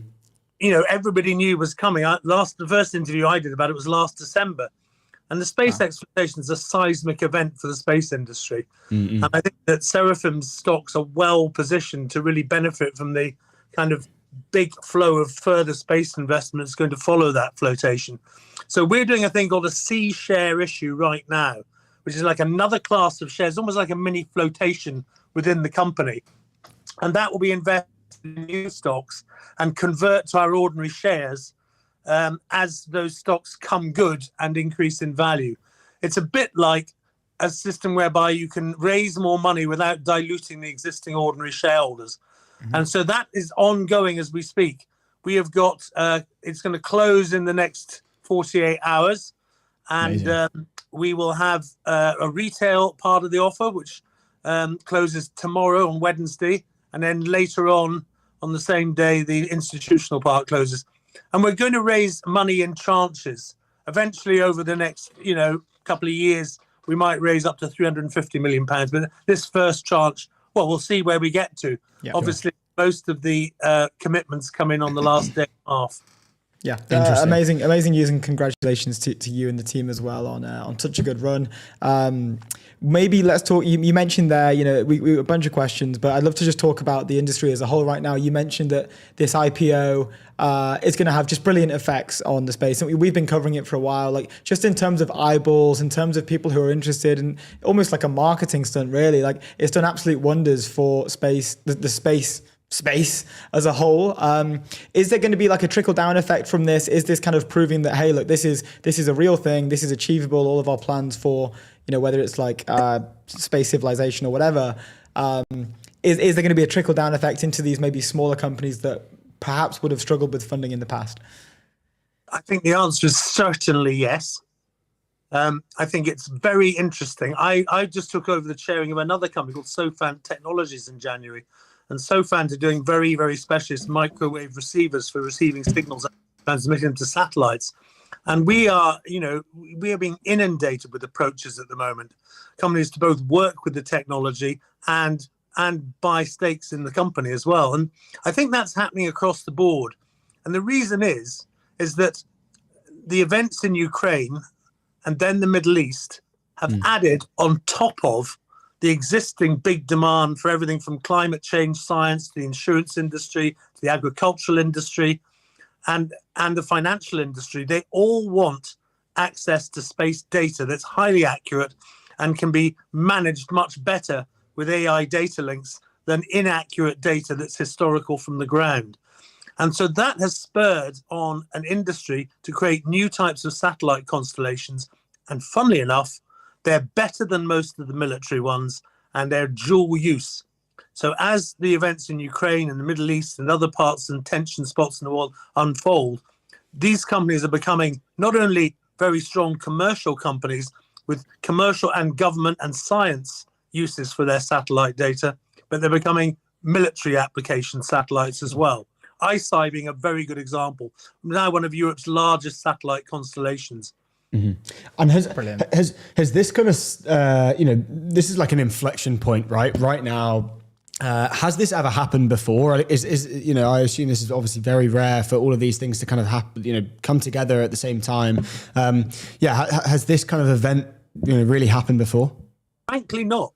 Yeah. If you look at the history of space, and it's something I actually studied at university. Nice. If you look at the history of space exploration, from the early, the launch of the Sputnik satellite in 1957, it took an awful long time to even get to 500 or 600 satellites in space. When I first started working in this industry in 2004-05, getting the Commercial Space Launch Amendment Act through Congress and starting Virgin Galactic for Sir Richard Branson, when I started on that, there were still about 600 satellites in space. And it all really took off just before COVID as technologies came together. And as these technologies came together, another thing happened. SpaceX brought down the cost of launching these satellites and other technologies into space. Mm-hmm. And so that's created a snowball effect. Much cheaper, smaller, more efficient low Earth orbit satellites and much cheaper launch. And lo and behold, we're passing through 25,000 satellites in space. We'll be at 100,000 in the next 3.5 years, satellites in space. And we'll be doing data centers in space and solar power from space within the next 7 years. And the solar power from space, 24/7, much cheaper than nuclear, will really take off as well, because it will give security of supply. Renewables are difficult because it's only sunny a maximum of half the day, roughly, in most places. Yeah. And it's only windy half the time. And the confluence of it being both sunny and windy is not that great. But if you do it from space and microwave the power down, then lo and behold, you've got 24/7, 365 days a year, and they can use the same landing spots as the existing solar farms and wind farms. So that will take off. It's not a prediction. That's a certainty. So, I think what's happened is it's been a very sudden change brought about by the cost of distribution and the technologies you can put up there and what you can do with them. You can industrial. So this is a space industrial revolution. And it's following a very similar pattern to what the railway boom did with the steam engine, the electricity revolution in the early 1900s, and these various other changes one has seen, and the electronics revolution. We've seen this happen before in terms of an industrial change, but to space, this is really our Netscape moment, I suppose, as they said about the internet in 1995. Sure. Our Netscape moment is SpaceX. And it's also actually, to an extent, been Seraphim. Seraphim has really, it's the world's largest quoted investment company in space, in pure space, and it's really taken off over the last 2 or 3 years as these investments have become profitable companies that actually do jobs in both the commercial and defense sector and make money. And that's rare. Normally you're a defense company or you're a tech company that's doing commercial work. Very rarely do the confluences come together. Yeah, That's so interesting. You, as you say, you've seen the space evolve in like almost to an insane rate in terms of like how fast things are improving. Everything's compounding. We're hitting sort of like parabolic rates that we haven't ever seen before in terms of efficiency increases, cost decreases. Everything's trending in the right direction. I know you mentioned this sort of 7-year horizon of like a lot of solar power from space, and we had Philip Johnson, the CEO of StarCloud, on recently talking about how, in the future he'd want to build a Dyson sphere where he surrounds stars with solar panels, which was fascinating. But that 7-year time horizon is a really interesting one. What do you see the 25, 50? I mean, there's a lot of conversations of there's conversations of us like making space a civilization sort of faring opportunity. Those at the moment are pipe dreams, but there's part of me that, it seems like these things that we imagined incredibly unlikely are starting to maybe seem at least 1% possible. One of the things, when we launched the Seraphim PLC company on the stock market in 2021, we said that basically this is a business where science fiction becomes fact. And that's happening right now. Now, my predictions are as follows. Our C-share issue, closing tomorrow or the day after, will be a success. Yeah. SpaceX will float. And I think that what will follow is a wall of money into the industry, into lots of new technologies for the future in both kind of exploration terms and providing industrial benefits around the planet. And then from that, we will see in the early 2030s, following the Artemis launches and the rivalry of the Chinese, we will see commercial activity increase dramatically on the moon. And that will lead us to Mars. And that will lead us to the stars. Because, there is no doubt humanity is going to explore beyond this solar system. The 2 Voyager probes I always think about, I think of them as the trailblazers. They're still out there. They're still transmitting. The thing is, if you build the kit well enough, it'll work forever in space as long as it's protected from radiation. And the Voyager probes are proving that. They're now, they're a light year away. Wow. At That's last. kind of mad. And as they head out, and I always think, rather sadly, that of course, this whole space revolution actually begins in 1936, because the Munich Olympics were broadcast with a television signal that went beyond the Earth's atmosphere, unlike the previous radio signals we'd had. So the first thing that aliens will see when they see us on this planet will be the opening speech of the Munich Olympics. And then they'll come to find out more about us, potentially. So my prediction for the next 25,000 years is we're going to make contact with something somewhere, because the chances are in that kind of time scale, we'll have learned how to, providing civilization still exists. Yeah. And I think, in my mind, the most important aspect of this and the most interesting thing about it is that, civilization cannot continue the way it is without industrializing in space. Yeah. You can't damage the planet's atmosphere outside the petri dish of the planet. So the more stuff we can put up there that's damaging, especially data centers and this kind of kit, and fossil fuel production. Well, let's put solar power in space. Let's put data centers in space. And that's the beginning of learning to use that radioactive vacuum, which is at absolute zero, which can have so many uses for us. And I mean uses of all sorts. I mean, one of the more exciting things that Seraphim's looking at the moment is pharmaceutical production in space, which is a really interesting area, because it again, experimentally, it's been done. But if you can manufacture, there's lots of products we can manufacture for humanity up there that in zero gravity, you can combine molecules and make things that you simply can't make within gravity. Yeah. So the ability to do that alone is going to revolutionize the drugs industry. So I see a bright future for humanity if we're in space. And I see a very bleak future for those that go around saying, what are we doing in space when we've got all these problems on planet Earth? Well, the fact is we're fixing those problems by being in space far more than I can think of any other way at the moment that will be really productive for humanity. Yeah. We've seen a lot of those naysayers.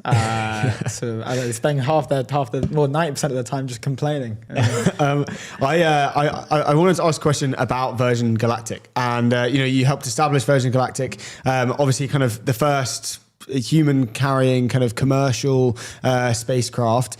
Do you see commercial kind of space travel becoming a thing anytime soon?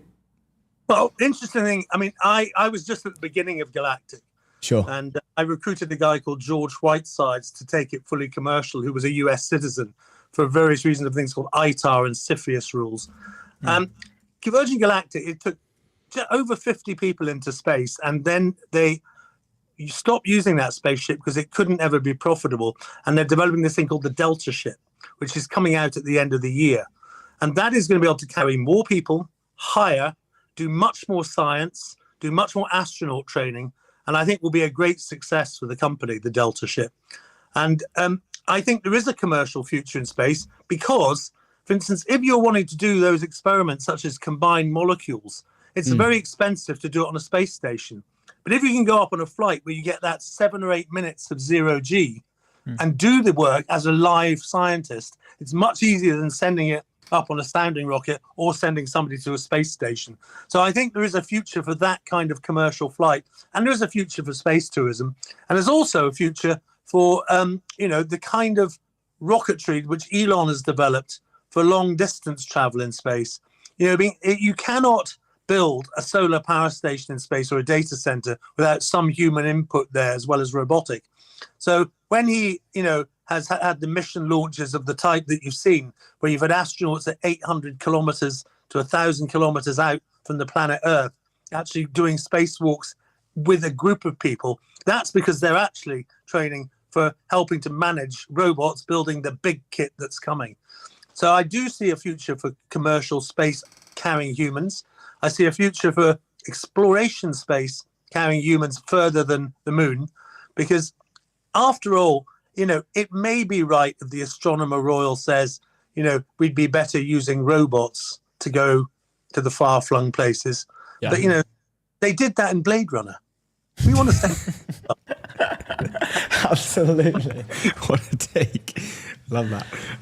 Well, look, thank you so much for joining us. We really appreciate your time. And look, congratulations on everything you're doing. We'd love to have you back sometime. Give us an update. Yeah. Can I get that going? I can't do that. I think I can do it. I can't. That when you're very young. Thank you. Love stuff. Good stuff. See you soon. Cheers, sir. Oh, I love it. That was great. Legend. The infrastructure for the on-chain world, get a base.org. We have a little bit of time. There was a little breaking story that I have just seen on the timeline. What is it? Let me just get it up. If you go to the tweets section, Brian Armstrong has come out with a tweet saying, "This is an email I sent earlier today to all employees at Coinbase."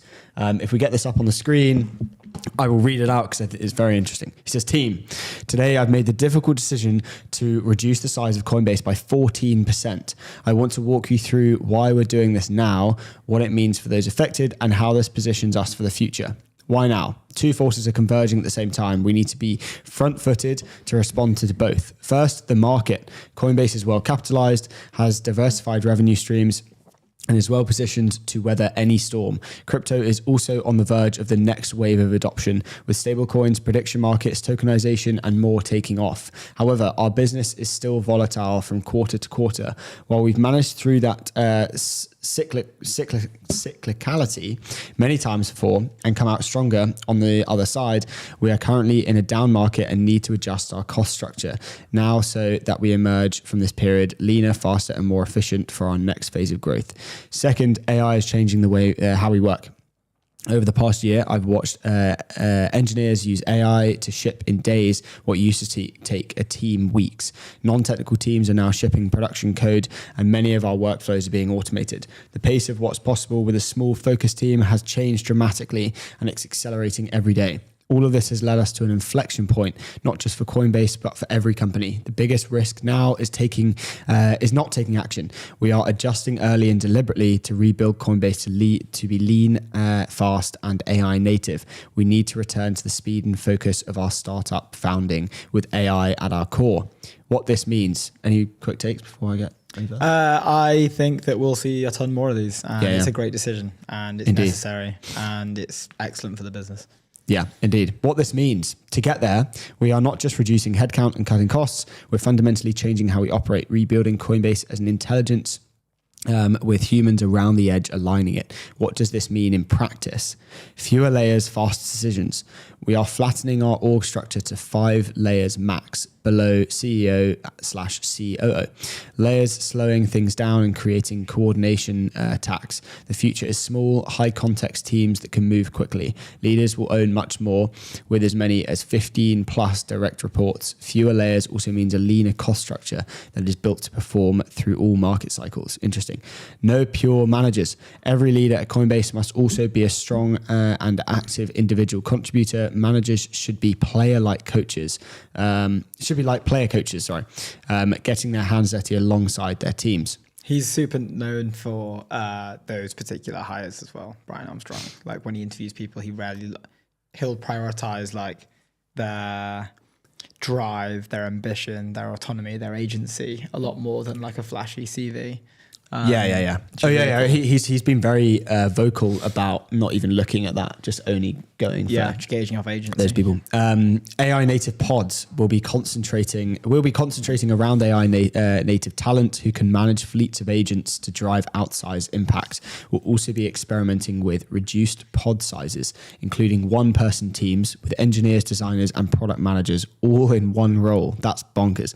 In short, AI is bringing a profound shift in how companies operate, and we're reshaping Coinbase to lead in this new era.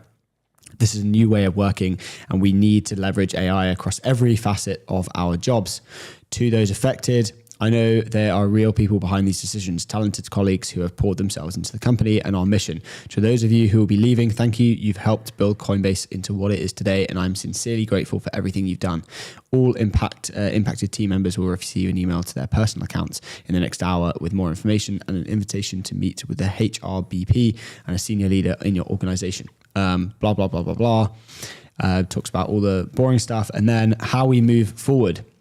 To the team that is staying, I know this is a difficult day. We're saying goodbye to colleagues and friends who've been in the trenches, who you've been in the trenches with. But here's what I want you to know as we move forward together. Over the past 13 years, we have weathered 4 crypto winters, gone public, and built the most trusted platform in our industry. We've made it this far by making hard decisions and by always staying focused on our mission. This time will be no different. Nothing has changed about the long-term outlook of our company or industry. And most importantly, our mission has never been more important for the world. Increasing economic freedom requires a new financial system, and we're building it. The Coinbase that emerges from this will be more capable than ever to achieve our mission. Brian, and that in an hour has 253,000 views. So that will go as viral as the block. That's gonna be like 50 for sure. Yeah. This is again trending. It's crazy because this is again, not surprising. Not surprising at all. You can predict this. So that will be one of the largest public layoffs at one particular time. But the thing is with this stuff, and like Brian is an individual who's very aware of this, is like, yes, okay, you have a tough decision in front of you, but the people that will suffer, like the people who will struggle to adapt during this stage, for these publicly listed companies who are maybe quite large, the people that will struggle to navigate this new time of this, with this new like time compression of like AI, where like people can now, they can orchestrate their own team of agents. You can have one-person team members. We can condense the product engineer and product manager role into almost one entity. Yeah, what was that? It was because the weird one was the design. I don't know. The design feels weird, but then again, like I'm not a designer, and I've designed a bunch of apps, just with you can just do it. And, but the people that will win will be people that take a biased decision action, like Brian in this situation, right? Like that's probably not an easy thing to do, and there'll be a load of negative press about it, him probably like, you fired loads of people. that is just how it has to be. There is no other way around that. We saw the market respond to Block's layoffs positively. Their stock was up 23%. And this is now a continuous trend that we are seeing and will continue to see in the advent of AI. Coinbase is up 6% today. There you go. Is that like, yeah. So they're cutting roughly 660 to 700 employees, leaving their total workforce at approximately 4,000 to 4,300 employees. It did have 4,951 employees, according to Gemini, at the end of 2025. It's reducing staff to manage costs and shift towards an AI-focused operating model. Yeah, again, I think we will see more. We will see loads more. We will see them all doing it. Anyone that starts to, anyone who is publicly, any large sort of publicly listed company that is seen to be shifting in the midst of AI world in terms of they're maybe thinking a bit more AI focused or they're thinking a bit more AI forward. Every single one of them will be doing large scale layoffs. Every single one of them. Yeah, because it just makes no sense to stay as bloated as they will. Maybe they're not bloated in the 4 years ago context, but in today's world, when, as you say, you can have one individual orchestrating a number of different agents that are running multiple different tasks in parallel. You can have one person doing the work of 10 people. But then let's think about the trickle down effect, right? So this 600 to 700 and whatever 60 people or whatever it was. Let's say 700 people, all very capable. They've landed jobs at Coinbase. Great company. I assume they have, very, very, very kind of strict and good practices to hiring people. So they're all very competent people. Those people will then I assume, be hired by companies who are not making this shift because they're hiring people. All the companies that are making a shift like Coinbase are not going to be hiring people. Maybe they hire 1 or 2 people, right? So let's take out 500. Let's take out 200 of those 700 people. So they've got 500 people all going into a company because we're going to need jobs. 200 people either going into into good positions where their job security is probably good because they are the ones with 10 jobs. They're doing 10 jobs, and then maybe another 100 people will go and start companies on their own, right? So you've got another 400 people who don't have they get hired into a job that is probably going to go anyway because these companies will eventually get what Coinbase is doing and will have to restructure. You see what I mean? Trickle down effect, and eventually you'll get you whittle down to people, I guess, just not having a job. It's a tough one to land on, but I do. You know what I mean? Yes, people will lose jobs. Yes, full stop. That is 100% guaranteed. People will just lose jobs, 100%. So this the positive framing sometimes of these large mass layoffs is, I think it was I must have heard it on My First Millions 4 years ago or something like that. I can't remember, but it always just stuck with me, in which Sean is talking to someone, I can't remember who the individual is, but they frame it as it's a restructure in the equilibrium of talent, in which that Coinbase probably haven't let go of their strongest team members, but if you're at Coinbase and you're working there, you're probably pretty good, right? You're probably above average. Yeah. So those people who are pretty above average, maybe they're excellent and they're just junior, maybe so when we look at the restructuring of the talent equilibrium, usually happening with mass layoffs, but we're kind of seeing that now with Meta and now Coinbase and a bunch of other large scales, large Mag 7s, Block included. You see a redistribution of talent where these people are now on the market who are good, who have enterprise building experience and are above average.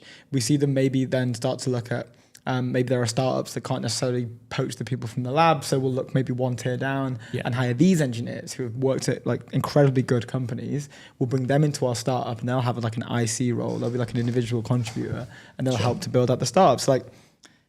But that is only a certain percentage of these individuals. But that's what I'm saying. What happens to the other ones? But what happens when someone gets fired? They just go and get a new job, don't they? Yeah, but they get hired into a job that, if a company is hiring people, they're technically not doing what Coinbase is doing, which is firing the people.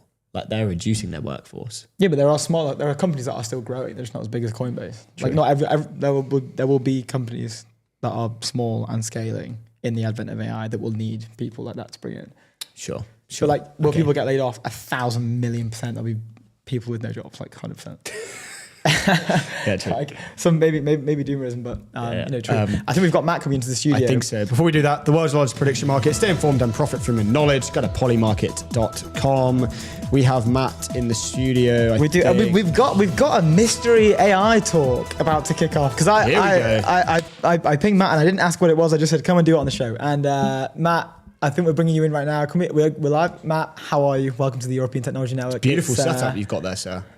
Yeah. Thank you very much. Yours is pretty good too. I don't have the array of like fancy newspapers in front of me. Actually, that's nice. I like the credibility that lends. That's really cool. The spread, yeah. Just make Do sure. we read them? No. It's all for aesthetic. All for That's like aesthetics, 3 Matt. FTs that I'm seeing there, right? Yeah, That's like we just 3 love FTs. the Is that a Rogue Daily Mail on the right? Yeah. Okay. We've got 3 FTs. No, that's a City AM actually. Oh, it's a City AM. Yeah. Because we were in one, so we had to, we had to. We had to cut one. Yeah. We had to give them a bit of money. Matt, welcome to the show. It's an absolute pleasure to have you here. Thank you for joining us. Do you maybe want to just introduce yourself a little bit? I gave a little bit of context as to how this came about. I saw that you'd put online that you have got a banger AI talk prepared. You were looking for places in London to do this talk. I saw it and I just said, Matt, I would love for you to come on the show and do it on our show.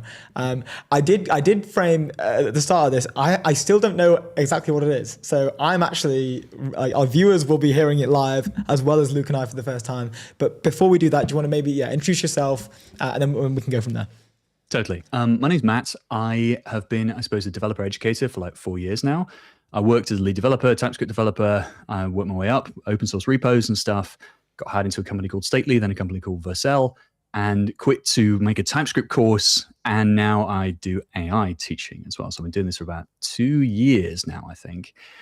And yeah, I had a skills repo recently that I did a talk about, and it went from 10,000 stars to 60,000 stars in like a week or something. Man. So it's just been a crazy week for me, actually. So this is all kind of coming off the back of that, really. Let's go. Let's go, man. Congrats. I mean, what's the, are you getting messages from a bunch of VCs?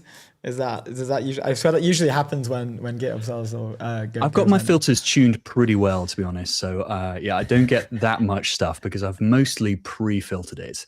Yeah, because I'm not having any of that. I love it. Okay, well, look, let's get into this. Like, just start from the top. Like, well, this is Greenfield. I've been looking forward to this since we spoke. But yeah, educate us, please. Educate us. All right. So I suppose there's one thing I hate more than any other, and this is across different fields. The thing I hate more than any other is jargon that is used to make something sound more complicated than it is, right? This is something that we've had in Web3, we've had in crypto, we've had, the financial crisis all the way back through history, right? It's essentially jargon that makes things hard for people to understand. And what I've done over the last couple of weeks, because we get this all the time in AI coding. You get prompt engineering, then you get context engineering, then you get harness engineering, right? Everything's changing all the time. It's all just slightly different tweaks. Everything used to sell the next new thing. And what I've put together is a repo. It's not quite a talk yet, but it's a repo that you can take a look at, which essentially has currently 61 different pieces of terminology, totally kind of spelled out for you in plain English. So if there's a chat here, I think I can just plonk that in the chat. I don't know if you have like screen sharing abilities or whatever, but folks can head to essentially github.com/Matt Pocock. You'll find the dictionary of AI coding there.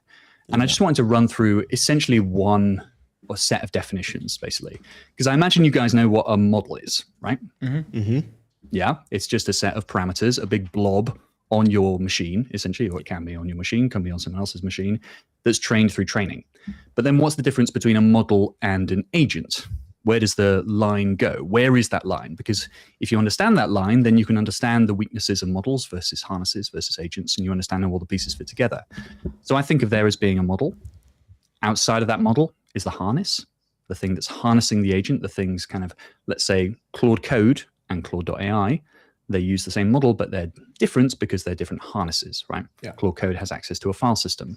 It's running inside an environment. So the environment is the file system. Whereas in Claude.ai, it's an environment where, it might have access to MCP tools and stuff.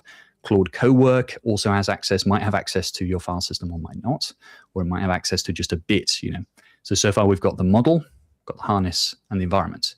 And so an agent is just a model harnessed in an environment. That's it. That's what an agent is. And so much conversation has gone into that, right? Like so many people talking about, okay, you need tools for an agent, you need this for an agent, you need that for an agent. But that's it. Just a model harnessed in an environment.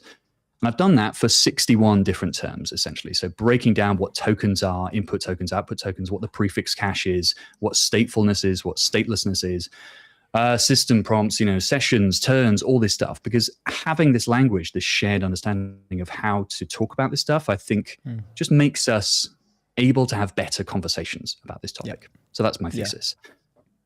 So, okay, I have a bunch of questions to get into, but what I love about this is really hitting on a recurring conversation that we've had on the show in terms of, and it's funny that you mentioned Web3 because I personally, and I've rambled on about this before, I love these large scale like onboarding processes of new technology where people jump in. And for Web3, in my opinion, a large one was like the NFT world, where really all that was taking something like relatively complex to a non-native individual and wrapping it in a lovely picture of a cat. And now I'm going to buy that. And now I'm like trading with crypto. But it essentially wrapped something complicated in a nice, easy onboarding ramp that sort of brought people in, whether it was celebrities or non-native people, into the industry. Did that turn up? Well, not really. The whole OpenSea market crashed.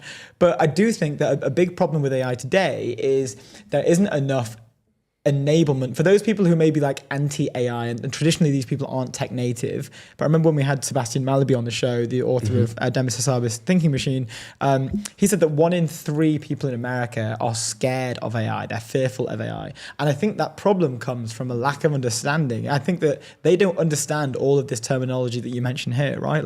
And I think a lack of understanding usually sort of is connected to an element of fear. Like I fear this because I don't understand it. Therefore, the default nature is to just fear it and oppose it. So that's why I like this a lot, because I'm personally, I need this, definitely. I need to learn more about this. But I do think this is good. Like something that we need to solve as an AI community is how do we enable the people who are anti it instead of, drawing a line and sounding like those guys are anti-AI guys. Like they could be AI guys, Totally. I think there's a good line to draw between anti-AI in terms of having, let's say we draw a line between low information and high information, right? Because you can be low information and have watched The Terminator and think, okay, AI is scary, right? Or you can be very high information and you can look at it and have genuine ethical concerns, which I do, right? Not about all of AI, but about definite some parts of it. I'm a big board game fan. I don't want AI anywhere near my board games. I don't want AI generated images, really. I don't want that stuff. I want it to be separated in certain sectors. And I think then you can have skepticism about AI as well. So there's anti-AI and then there's being skeptical about AI. I would say I'm also skeptical about AI. I'm not an AGI guy, right? Like I'm not speculating on this stuff really. I'm just trying to teach people what's possible here and now. Yeah. And so having these terms means we can just have better conversations about that and try to surface like proper discussions. Because actually AI itself is a terrible term, right? I don't really use AI as a term, to be honest. Well, maybe just as a sort of throwaway thing. Because really we're talking about large language models, which are just the same as language models. They just got a bit bigger, right? And then everyone started selling it as AI. And people may be scared of AI, but it's often quite hard to be scared of a large language model, really. It's just a big blob of stuff. And if you're skeptical about what it produces, then you can use it very effectively.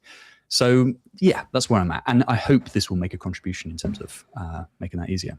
No, that's an awesome way to frame it as well. I think I share your thoughts. I think I used to be a little less, I think I was like naively bullish on AI, like so I swept up a little bit in the Musk and the Altman stuff, and then we've discussed it on the show before. But for us particularly, we run a tech show because we're optimists in general, right, about new technologies, and that's why we like to talk to people at the frontier of new technologies, right? And I think what your work is doing is catering to both sides, right? Where it's you're doing the thing that we've just talked about, and then you're also helping other people kind of like go deeper into AI. Can you talk to us about this GitHub repo and like where you think this can go for people, right? Why do you think it's so important on a more detailed level in terms of like what it's actually doing for people in a kind of tangible way, right? Say I'm, I built a few things, but now I want to go deeper, right? What's the use case? We're all trying to, right now, figure out the best way to use language to get what we want, right? That's what AI has suddenly produced in us, is a need to be able to specify exactly what we need. Yeah. And using more precise language is a very, very good way of doing that. So I think of this as, I've actually started, I started doing this a few weeks ago, which is I read Domain-Driven Design by Eric Evans. And this is incredible beast of a book.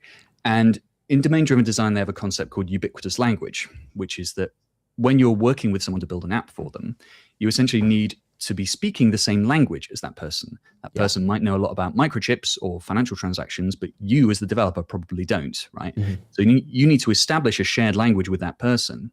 And once you've done that, that shared language can then be reflected in the code. Now with AI, that's a whole new thing because you have a communication barrier between you and the AI, right? And unless you establish a shared language, you're going to be talking cross purposes and the AI is going to be talking really verbosely. And you're going to be having to reestablish these same ideas in every session. And so this is part of the skills repo that I've been putting together as well. That's kind of the thesis there. But then I thought, why don't I take that further? Why don't I take it into AI? And what I was doing yesterday, actually, bank holiday Monday in the UK, this is what I was doing, was trying to create one of these for my business, trying to figure out, okay, exactly what units are in my business and can I help AI to understand my business better?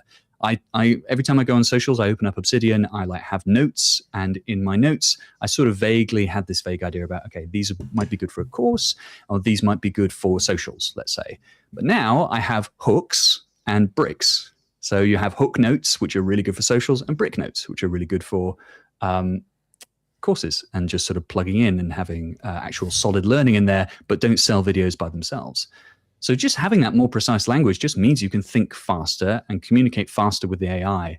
And I'm just like, I don't know, I'm trying to like take this technique and just put it everywhere basically. So this is my latest iteration of it.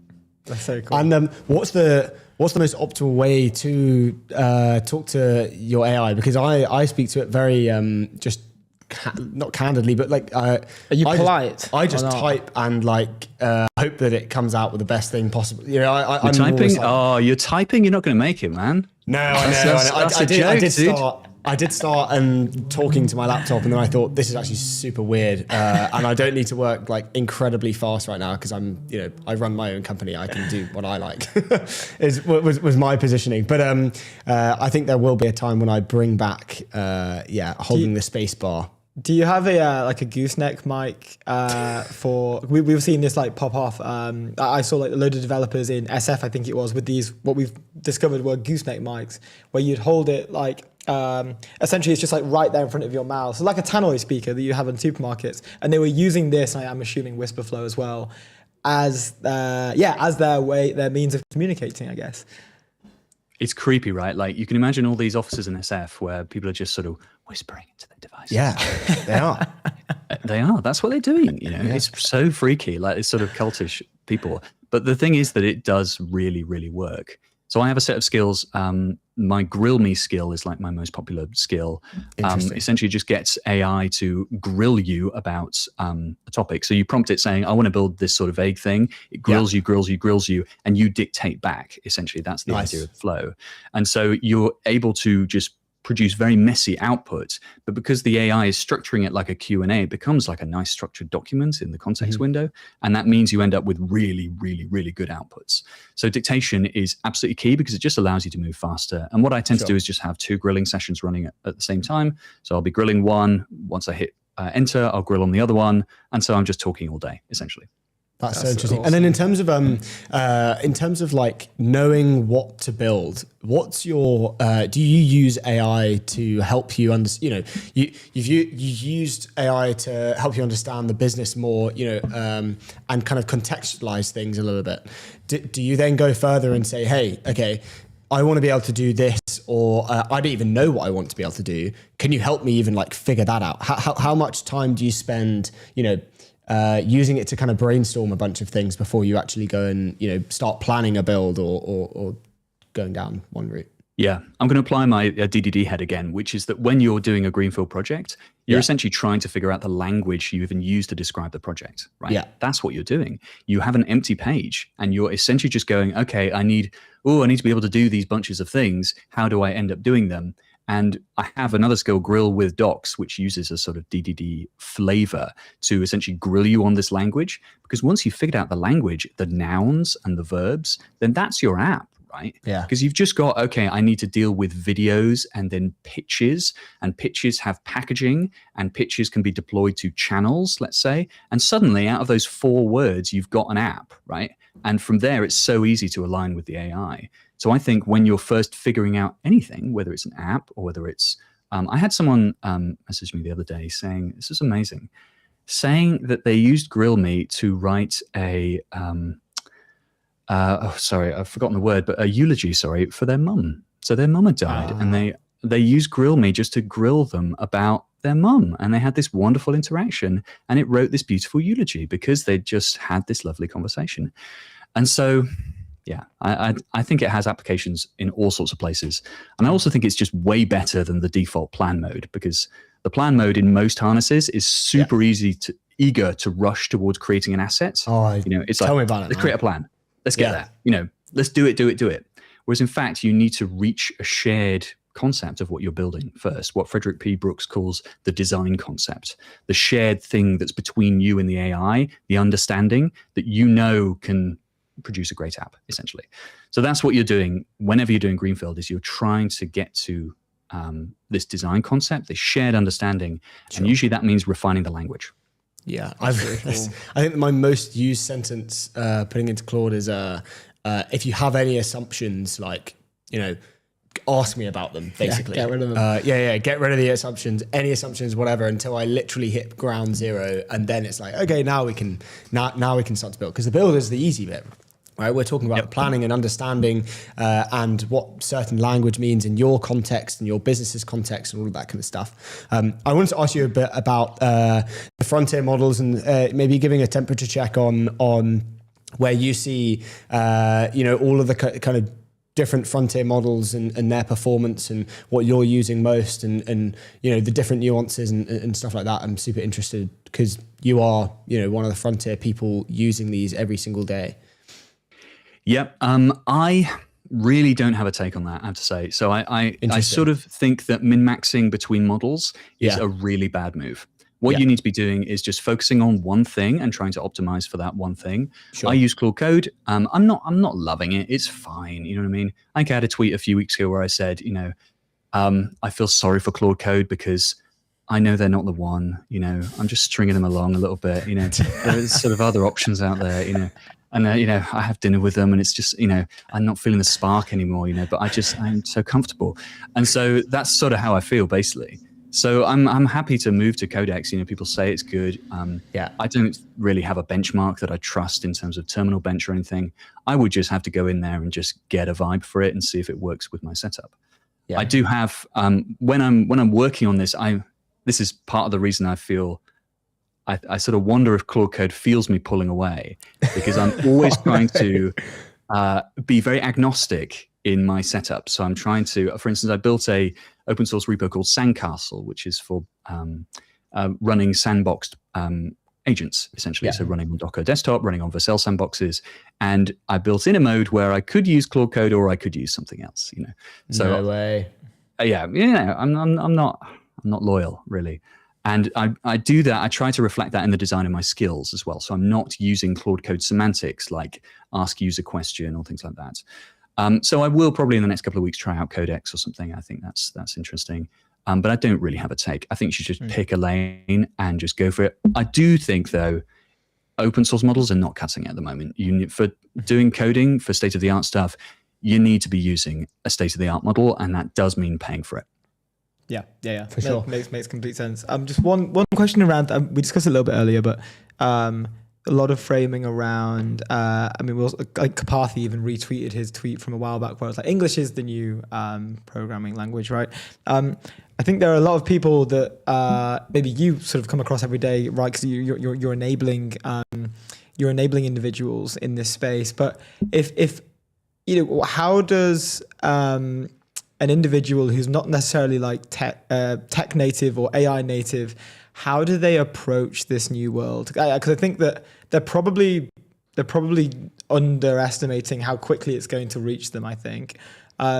Is there what's like, I guess, a starter pack in a way? Like, how does someone who is maybe not native to this world step in? Because I think it can maybe be quite daunting. Totally. On the Karpathy quote, I would say that English has always been the most important programming language, essentially. The way you communicate and the way that you reflect that communication in the code has always been central, right? Like figuring out code is just a mechanism for communication, essentially. And so, code is good, but English is better. So for people who are just starting out, I would say go to the Dictionary of AI Coding. That's kind of what it's for, essentially. Get your feet wet, figure out exactly what this is. And then I would say try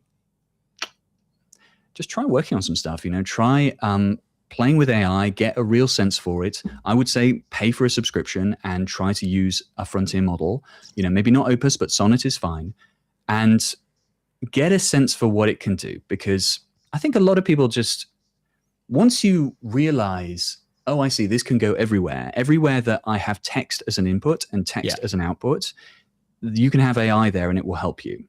And you can start to see, okay, some of the tasks I do every day are immersive tasks, are tasks that I need to be there for. And some of those I can, kind of like letting a sort of pot of rice cook or something, right? Some of them are processes, right? So some of those are process tasks. And I can maybe turn the tasks that I was doing immersively into process tasks, right?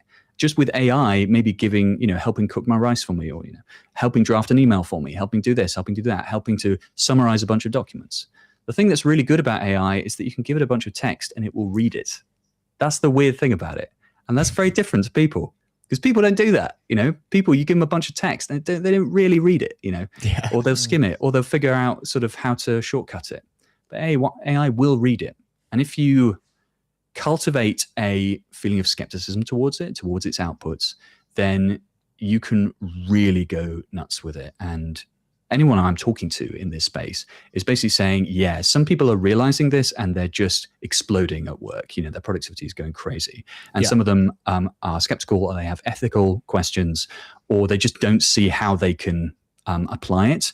And I would say think about putting in text, getting out text, and realize how much of your job is that. Yeah, definitely. That's a cool approach. Look, I'm conscious we're taking your time, but I'd love to ask one more question, if that's all right. Crack on. I'd love to ask about where you think the future of work is going. You're seeing people kind of building incredible things with this, and productivity is through the roof. I'm not technical, and I'm building things like left, right, and center, and it's great, right? Where's the future of work look like? Because I can see my whole life literally being taken over by AI. I spend far too much time on it, and I'm not even my job is to talk to people, right? So it's very strange. I would say I'm going to refuse to answer. I am a teacher, not a pundit, essentially. Love it. I don't care where the future of work is going. I'm trying to figure out what this is right now. And I think people who do speculate on this don't know, right? There's just no clue. And so I'm not going to stake my reputation on some random guess for stuff that I don't know about. What I know is that this stuff works right now, and it's very, very good right now. And there's a huge knowledge gap between what's in people's heads and what's possible, And so that's what I'm trying to do. That's the gap I'm trying to fill, is that I don't care if AI never gets better. AI is really, really good right now. And, all you got to do is just know how to use it. Yeah. Oh, what an answer. I love that. That's so good. Matt, thank you so much for joining us. It's been an absolute pleasure. We have run over slightly, but indicative of a great conversation. Welcome back anytime. We'd love to have you back. And thanks so much for joining us. It's been awesome. No worries. Let me know if you ever need anything else from me. Happy to. Appreciate it. Legend. Thank you so much. Have a good one. Great to meet you. Ciao. All right. Good stuff. That was a fascinating conversation. And I'll definitely be I'll be going on the GitHub repo later today. Very fun. Leave outdated business banking behind with Airwallex. Go to airwallex.com. We have 20 minutes before we have our final guest on.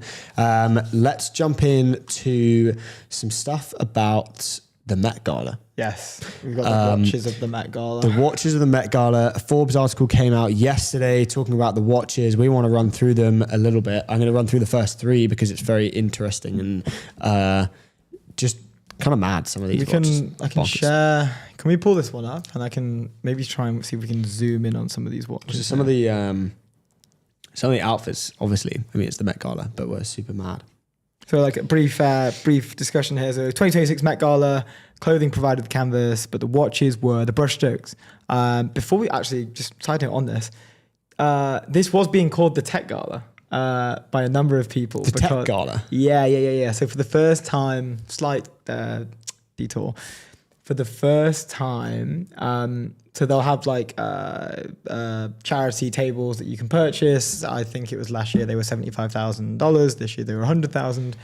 Typically dominated by like philanthropists who are connected to the fashion space or have like some tie to the art space and whatnot. Sure. But this year it was like bunch of tech companies had bought them. Snapchat, Bezos had one. I think Meta had one as well. In fact, actually, there's a great video that I have here that might be worth just quickly. Let's do it. Can we jump? I can jump back to this. Yeah, I'm just pull this video up of a really good breakdown of what was happening. Trying to find where. There we go. This is on X from Catherine Cross. Fashion houses normally buy out Met Gala tables, but this year OpenAI, Snapchat, and Meta have tables, and Lauren Sanchez and Jeff Bezos are co-chairs. The Met Gala is now the Tech Gala. The price of a ticket to go to the Met Gala went up by $25,000 this year. This year is $100,000. Tables are $350,000. Normally, fashion houses buy tables at the Met Gala, but this year, Meta, Snap, OpenAI, etc., tech companies are buying these tables and inviting creators on their behalf. Jeff and Lauren Sanchez Bezos are co-chairs, so it might look really different this year, which is really, really fascinating. The Met Gala is now... That's so cool. And I have Tech's taking over the world, man. Overarching thesis on this, but like as more money flows into just AI in general, like all these companies are like AI connected companies. It's a concentration, like but not it's a problem, coming for everything though. Like it's coming like the advertising space that these guys they are trying to get attention everywhere. Anywhere they can, they will. Like they have infinite money to spend on anything. We see it with F1, football stadiums. I mean, you see Lagora, right? Like they've got London ads, tube ads, like, you know, street ads, whatever. They're in New York. They're literally everywhere. They were in my FT this morning. They were in the Wall Street Journal this morning when I was reading that. They're literally everywhere. But the tech is the tech world is breaking out of the tech niche. It's coming for sports. It's coming into fashion. It's coming into a bunch of these other things. Like it's no longer just for tech people, right? The celebrities are getting involved with investments. I mean, Peter Crouch started a fund the other day, and Peter Crouch owns, like, he's an investor in Anthropic. Like, you're seeing this like convergence of like every single person has some touch point now to AI, whether it's like technical understanding or like an advertisement type of touch. But I just thought it was fascinating because, you know, I'm also semi-surprised to see there's not been like not a revolt, but like a bit of almost backlash from the people who are not from people. I mean, like people going to the Met Gala.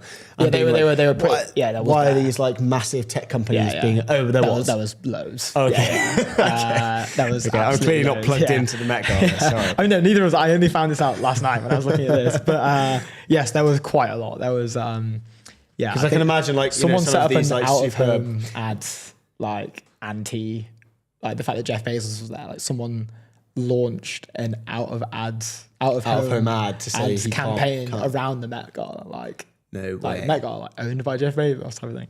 You know, he's like co-chairing it. Yeah, people weren't that happy. Well, look, I'm bullish for the tech gala, if that's ever a thing. Obviously, So I'm on Tech Gala I'm side. on the tech team. I'm on the team for tech. But let's not talk about tech. Let's talk about some watches that were at the Met Gala, seen at the Met Gala. First one, Rami Malek for his 1992 Platinum Cartier Crash. Now I'm going to go through, have a little look at. Can we share that? Yeah, okay. I want to. Yeah, we're ready. Okay, we're ready. You're going through them. Have a little look at that watch and tell me price. Oh, is that the one that's melting? Yeah, melting watch. I love that one. 1992 Platinum Cartier Crash. Tell me how much for that? How much? Don't know. What is it? Who's made it? What's Cartier. That? Hence why it's called Cartier Crash. 100K. Okay. So the 1992 Platinum Cartier Crash, there's only 8 to 10 examples ever produced of this watch, making it one of the rarest Cartier watches in existence. Probably going to be more than 100K. So there's multiple, I don't know what they call them, but I'm going to call them vintages of watches per year. And certain years are obviously more expensive than others. And this 1992, for some reason, I don't know enough about watches. The last example of an auction was $450,000 for a platinum. Guy's got 1992 Platinum Cartier Crash. $500,000 on his wrist. Right there. What a legend. Anyway, next one, Bad Bunny with another Cartier cloche or cloche. Hope I'm saying that right. Sorry, Cartier. There's multiple different kind of versions, but you've got a yellow gold one, which is a 2026 edition. You've got a platinum, which is also 2026 edition. But this one's kind of hiding.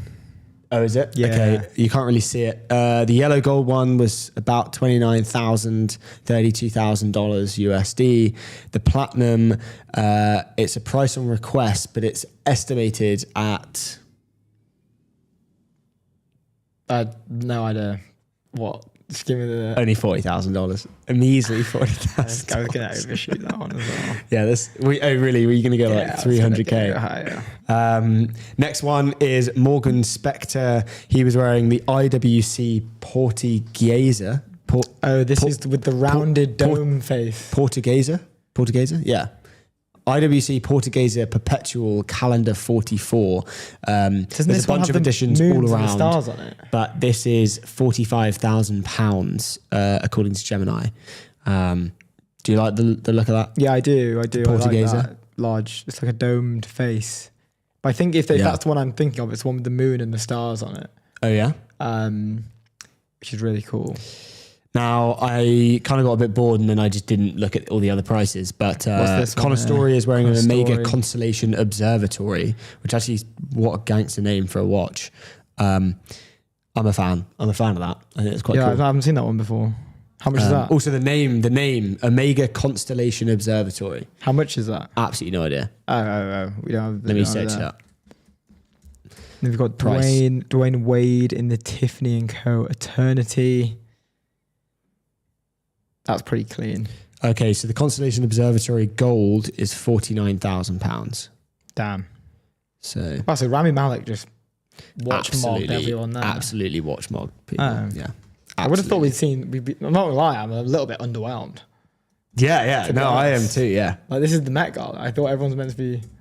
I thought 400K for Rami Malek's was like starting point. Yeah, I was like, oh, great. I thought it was only up from here. Let's get to the milli.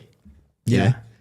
And then the Tiffany & Co. one is only about 10 grand. Yeah, so, Tiffany & Co. That's going to be. So yeah, I don't know who was wearing that. Dwayne Wade, 10K watch. Pretty sad.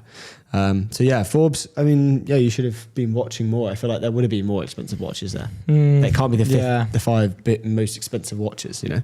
Yeah, Rami Malek takes it, I guess, with the first one. Anyway, let's move on to the town square. We're going to jump into Paul Graham's tweet, quote tweeting. John Ehrlichman, he said the first offices of 6 companies worth a combined $21 trillion and where they were started. NVIDIA, Alphabet, Apple, Microsoft, Amazon, and Meta all basically started in garages. And Paul Graham came out with a banger on the weekend and said it could actually be a significant problem that Europe doesn't have enough garages. This sounds like a joke, but I'm serious. Garages let you work on stuff that doesn't matter yet, which is how big things often start. The outliers of ideas need the outliers of space. Yep, very true. I like that. Great wording. I think Europe as a whole probably does have a lot of garages. Yeah, but not like attached to houses. I think that's the main thing, right? Like America is such a large country. So yeah, it's all city based, isn't it? Right. So no, everyone's in flats. Everyone's in a flat. You're either, in your living room or you're outside. Maybe we should check on the garage per person for the continent of Europe against the US. If you can run those numbers for me now, please. If you can just crunch those up. Garage per person for the continent of Europe. Let's see if there is a trend here in garages per person and the GDP of that country. No, okay, I haven't done the GDP, but this would be a good. We're searching up. Thanks to Gemini, just cranking the numbers. It's taking a little bit longer, as you would expect. So fine. Gemini's been working hard recently. Yeah, especially when you ask it. It's such a convoluted question like that. When Matt was talking about, that was a really cool chat. Thank you very much for coming on. It was awesome. When we're having that conversation, and he's talking about the conversations with Claude, and he knows like Claude, maybe he's backing away from Claude. That tweet that went like super viral that was like, Claude, like, take the weekend off, like, crack a few beers with the boys, like, don't make any mistakes. I wanted to ask him about that, but I forgot about it mid-interview. I had the question on the edge of my mouth, and then my brain went blank. Okay, so in the United States, the garage is a standard feature of the American dream home. In Europe, it's often a luxury or a shared utility. So garage per person, approximately one for every 3.6 people. That's the US. Yeah, so United States, sorry. Yeah.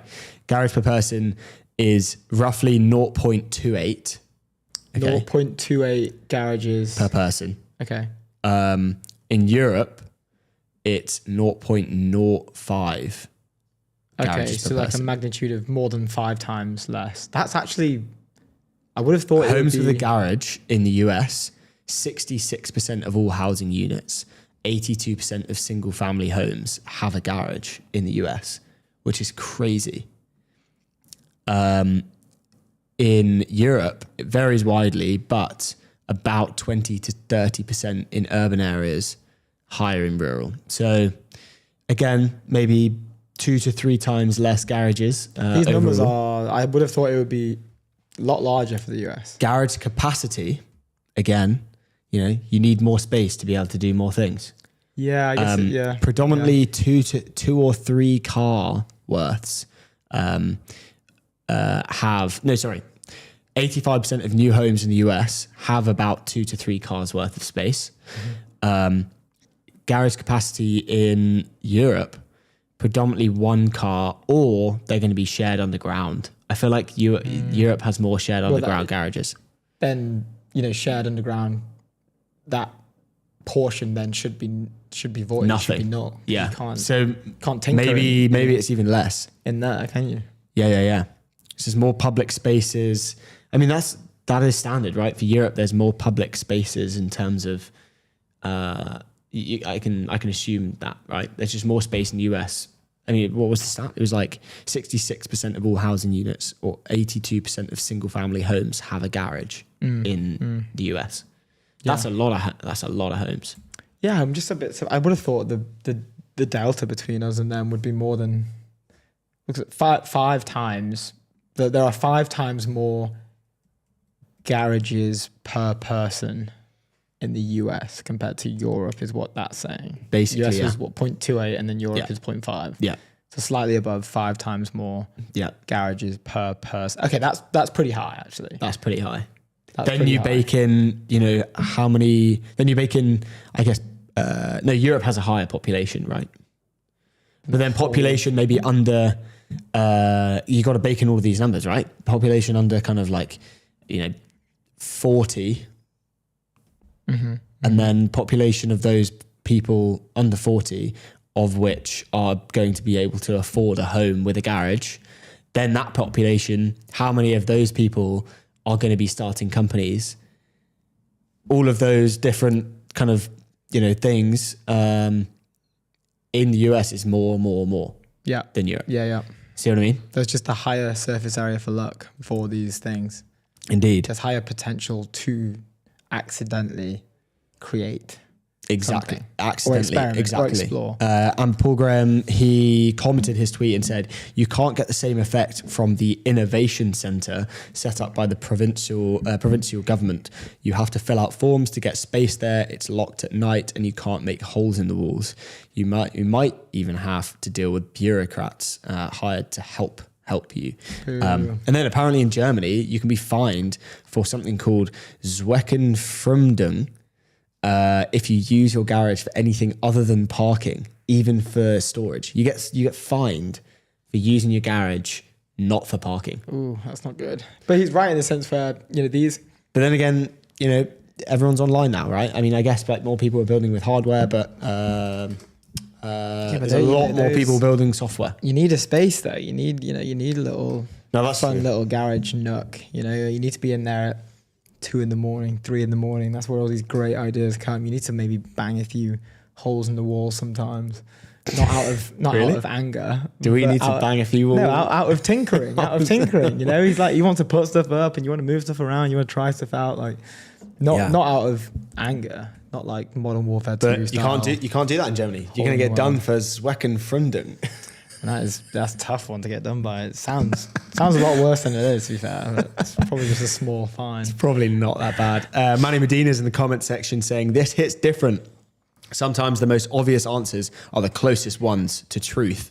Andreas Klinger as well coming in with the these are very expensive suburbs. You can rent a full office in most regions in the world for the price of a garage in Palo Alto, which is kind of true, to be fair.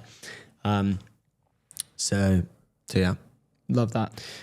Alexander Fitzgerald, friend of the show, put a meme of Harry Potter coming out of the closet and said, "Hello from under the staircase." That's good. It's jokes. Work.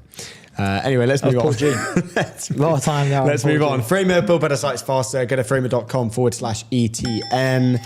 Have we got any more tweets to go through? Yes. Just checking that we are good for that. So I'm just double checking if you have any more pressing tweets, because I do. Yeah. I wanted to bring up the Zin rewards system. So this was a post from Morgan Barrett. He goes, "Finally, I can buy something with Zin reward points I actually want." And once we go into the Zin reward system that he's brought up, it's a sort of equity payback in Anthropic or Anduril or SpaceX or OpenAI. So one would reward, one would like redeem the points that they've been awarded through purchasing Zins. This would materially impact positively the GDP of Europe if this was to happen. I mean, it would be a Zin free-for-all. People would start smoking less, and like a lot of people in Europe love to smoke. They'd be popping Zins, and they'd be getting their money up as well. The impact of that, but I imagine that this, if you ever want to sell more of anything, just have a reward structure that you can redeem points in predominantly some of the most valuable private companies ever hard created. to access private companies, and you'll be off to the races. You'll clear the stock in minutes. I mean, even another question: what would you what equity package would you buy? If you're the guy with 4,905 Zin points, what package are you buying? Ooh, that's a good question. So I'm going SpaceX because it's about to IPO. What are you getting? $50 in SpaceX equity? No, I can't. I can only get 25. No, you can get 50. That's 4,500 points. SpaceX, and we've got 4,905. Oh yeah. There's a discount. Oh, huge! I didn't see that one. I was looking at the 2,500. Yeah, I'm getting $50 in SpaceX equity right there. Get me involved. Yeah. I'm probably It's a hard decision. God, it's not Andrew. You can't not back Elon in this. Yeah, maybe SpaceX or Anthropic. Always back Elon. If you ever get any chance, always back Elon. Always back Elon. Is my thesis. Yeah, fair. I think I'm gonna go. But I kind of want to be on the ride for Anthropic, to be honest. Like, yeah, you're right. Probably go Anthropic.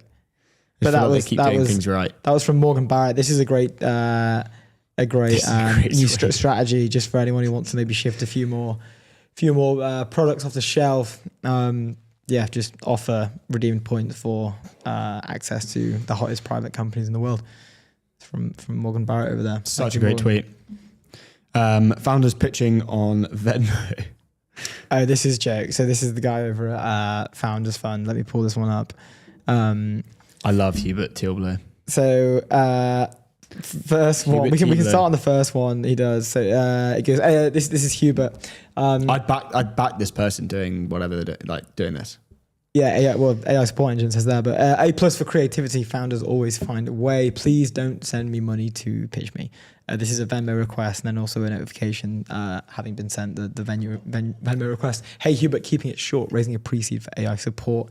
We won't find out what the last part was, but he then goes, this is my favorite, he goes, okay, stop it. Someone sent a request for his seed round of $1 million of 999,999. He's requested that as a seed round. So this could be the new thing, seed fund requests. Yeah. May start being deployed. Paid through Venmo. I don't know if this is a thing, but yeah, instead of being preempted, you could preempt the VC with your own request for preemption, then be preempted, then you've preempted a pre-preemption. Yeah, pre-preemption via Venmo. It's like the new sort of tech native tongue twister, the old she sells. We got a tech gala, we got these tech tongue twisters. It's great. It's been a great day. Anyway, we have we have Gio, CEO Octane Security on the show now. Gio, can you hear us? Yeah, I can hear you well. How's it going? Good. We're getting a bit of feedback. Just checking with our checking producer. Is it me? I think maybe. We could probably do good. no headphones, maybe. Or let's see if it works. We might be getting double. I mean, if it sounds all right on producer, yeah, all good. Oh yeah, that's better. That's better. Yeah. How's it going, sir? It's good. How are you guys? Doing very well, sir. Doing very well. It's good to speak to you. We got a lot to discuss. This space is super hot right now. It's probably one of the hottest spaces out there. Maybe for the viewers and the listeners at home, do you want to introduce yourself, introduce Octane, and then we can jump into it? Yeah, absolutely. Thank you guys for having me on the show. But at a high level, I'm Gio. I'm the founder of Octane Security.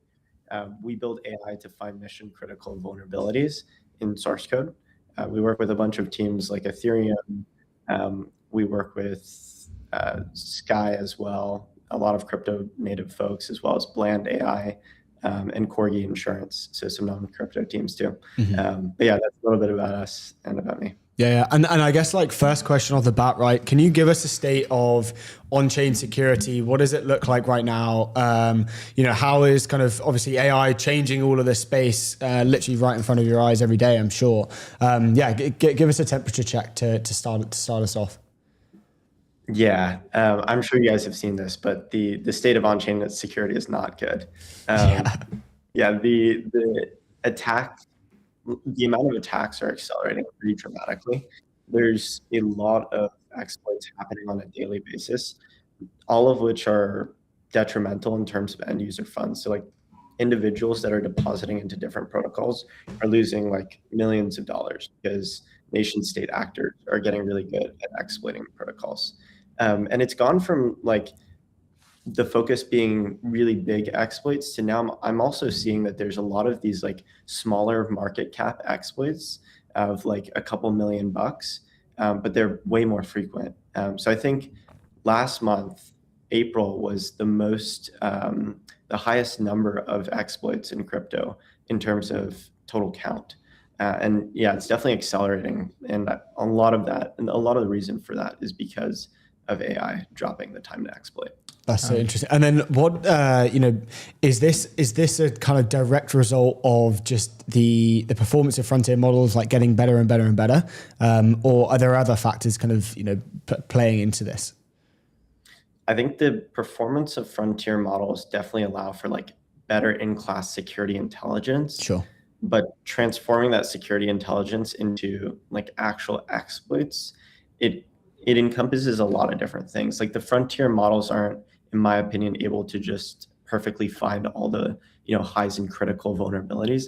We've done a lot of benchmarking on this relative to like custom performance systems like Octane, sure, or like some of what the attackers have out there to actually find like the really critical bugs. It's basically built on a lot of like evaluation and data sets and building like the end-to-end workflow to find vulnerabilities based on those frontier and sometimes custom models as well. But yeah, I think the acceleration of AI getting better and LLMs getting better has enabled attackers to become better at finding vulnerabilities.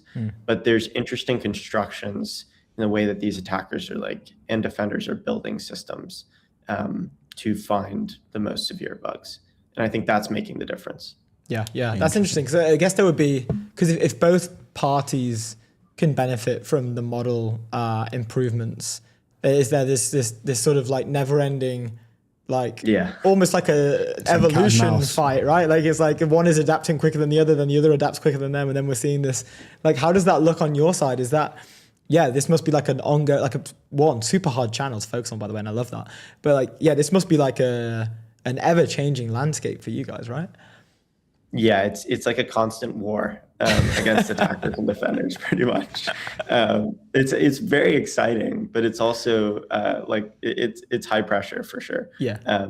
Not only like for attackers and defenders, but also like for all defenders, the competitive landscape is accelerating really fast, and there's new like AI security startups left and right, and that's a good thing because you naturally want like the most performant system to be integrated in as many different like code bases and systems as possible.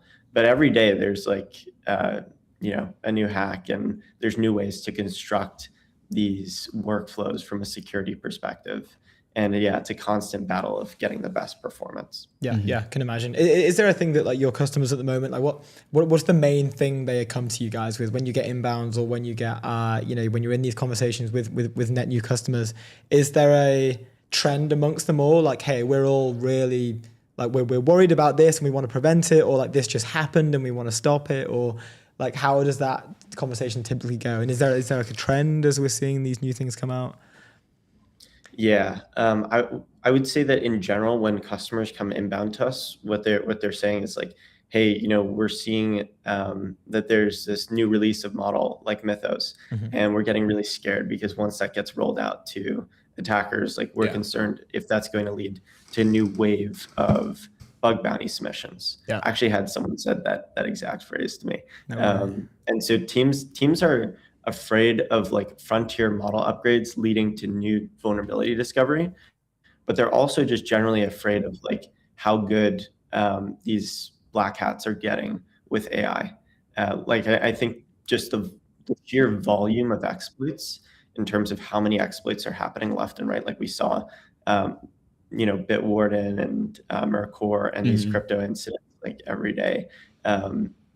The volume is really increasing, and that's scaring a lot of people. Yeah. And people want to use best-in-class AI to combat that type of stuff. For sure. And then in terms of like, I guess, tech that was built before kind of, all of this happened, and I'm sure kind of some of your customers are, I guess, more legacy, I guess, in terms of, they would have built their software without security kind of in mind, right? And they're only just starting to kind of tick all the boxes of compliance now, having built their technology. How important is it now that companies are building with the attention of the compliance while they're building the tech, right? It's not just a thing that you do at the end. It's actually built into software that a software company might be building. Yeah, on the compliance side, I think in the next 12 to 24 months, like what is required for compliance or like SOC 2 certification and all of that stuff, I think that's going to have to change. We've analyzed a lot of businesses that have SOC 2 or that have gone through like quarterly pen tests, and we see just a wave of like P0 critical vulnerabilities, like massive security debt built up in these businesses. And the reason why is just like the compliance frameworks in a lot of ways, they're not meant to like be able to solve what we're doing today.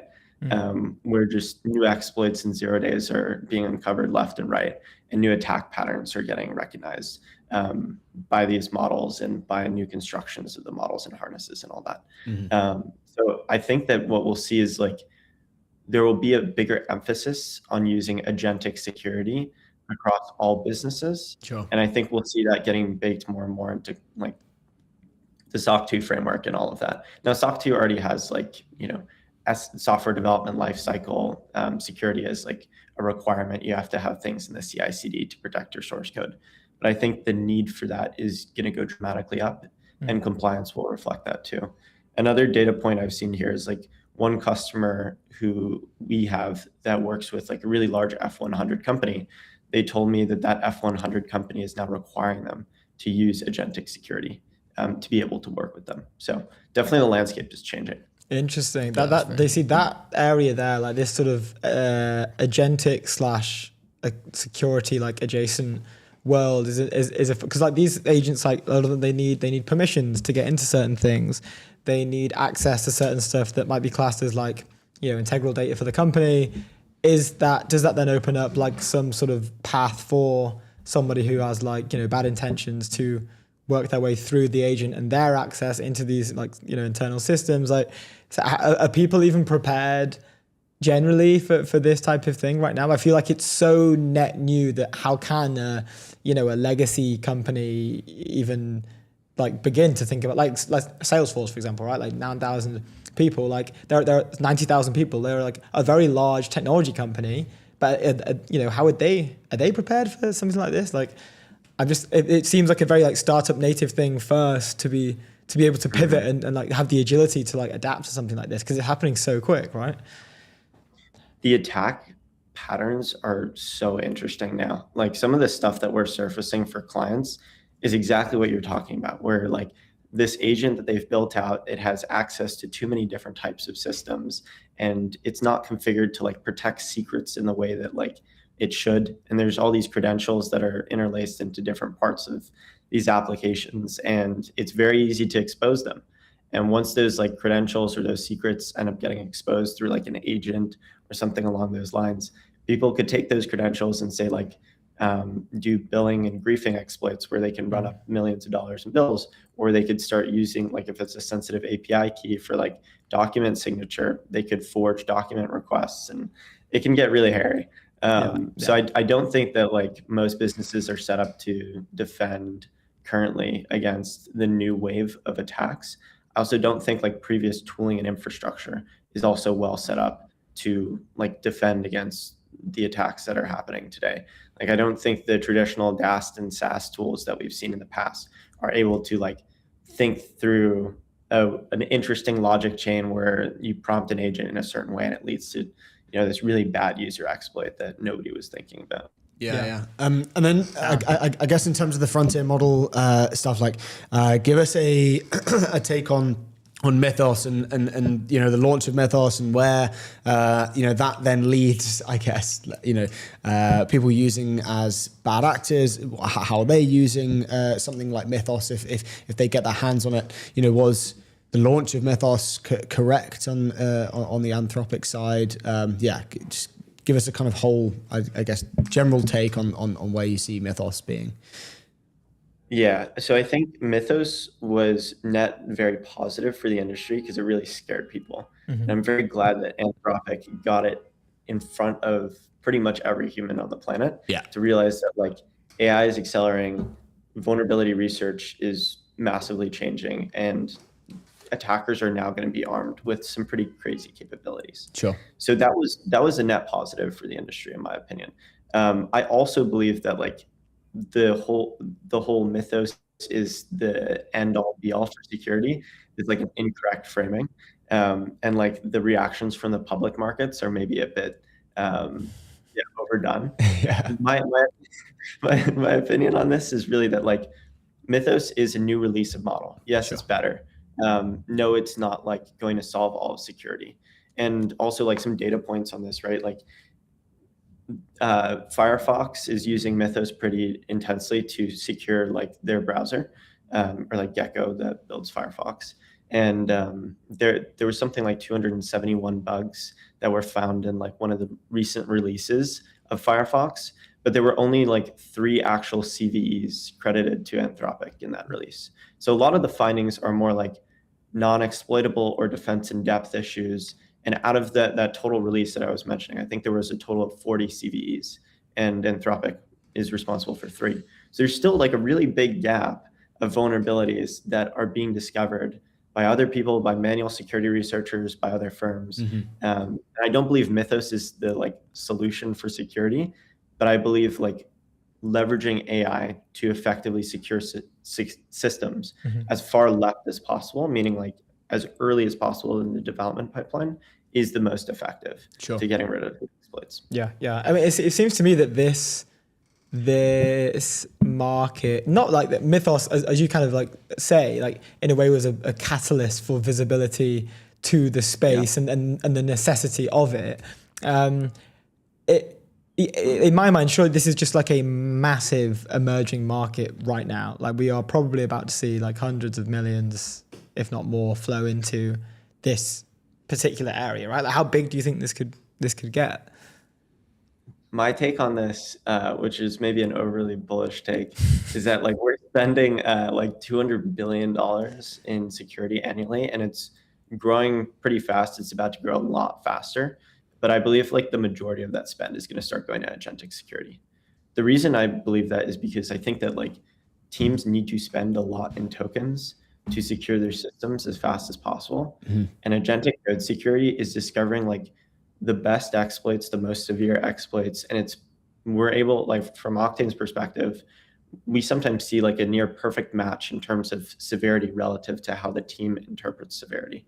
It's like P0s are exactly what the teams would expect to be P0s. And like, that's what you want from tooling and infrastructure. Like you want to know what matters today, what's exploitable today, and what's going to matter tomorrow as well. So you can backlog that and track it. But yeah, I really believe that like over $100 billion in spend is going to go to agentic security just because it's so important. Dude, super interesting. Look, we're out of time, but keep us updated on what you guys are doing at Octane. We'd love to have you back on the show to get temperature checks, every now and again. And keep killing it. Appreciate you coming on. Yeah, that'd be great. Thanks, guys. Appreciate the time. Good stuff. Dude. Great to meet you, man. That is the show, Base, the infrastructure for the on-chain world. Go to base.org. Thank you very much for joining. Go.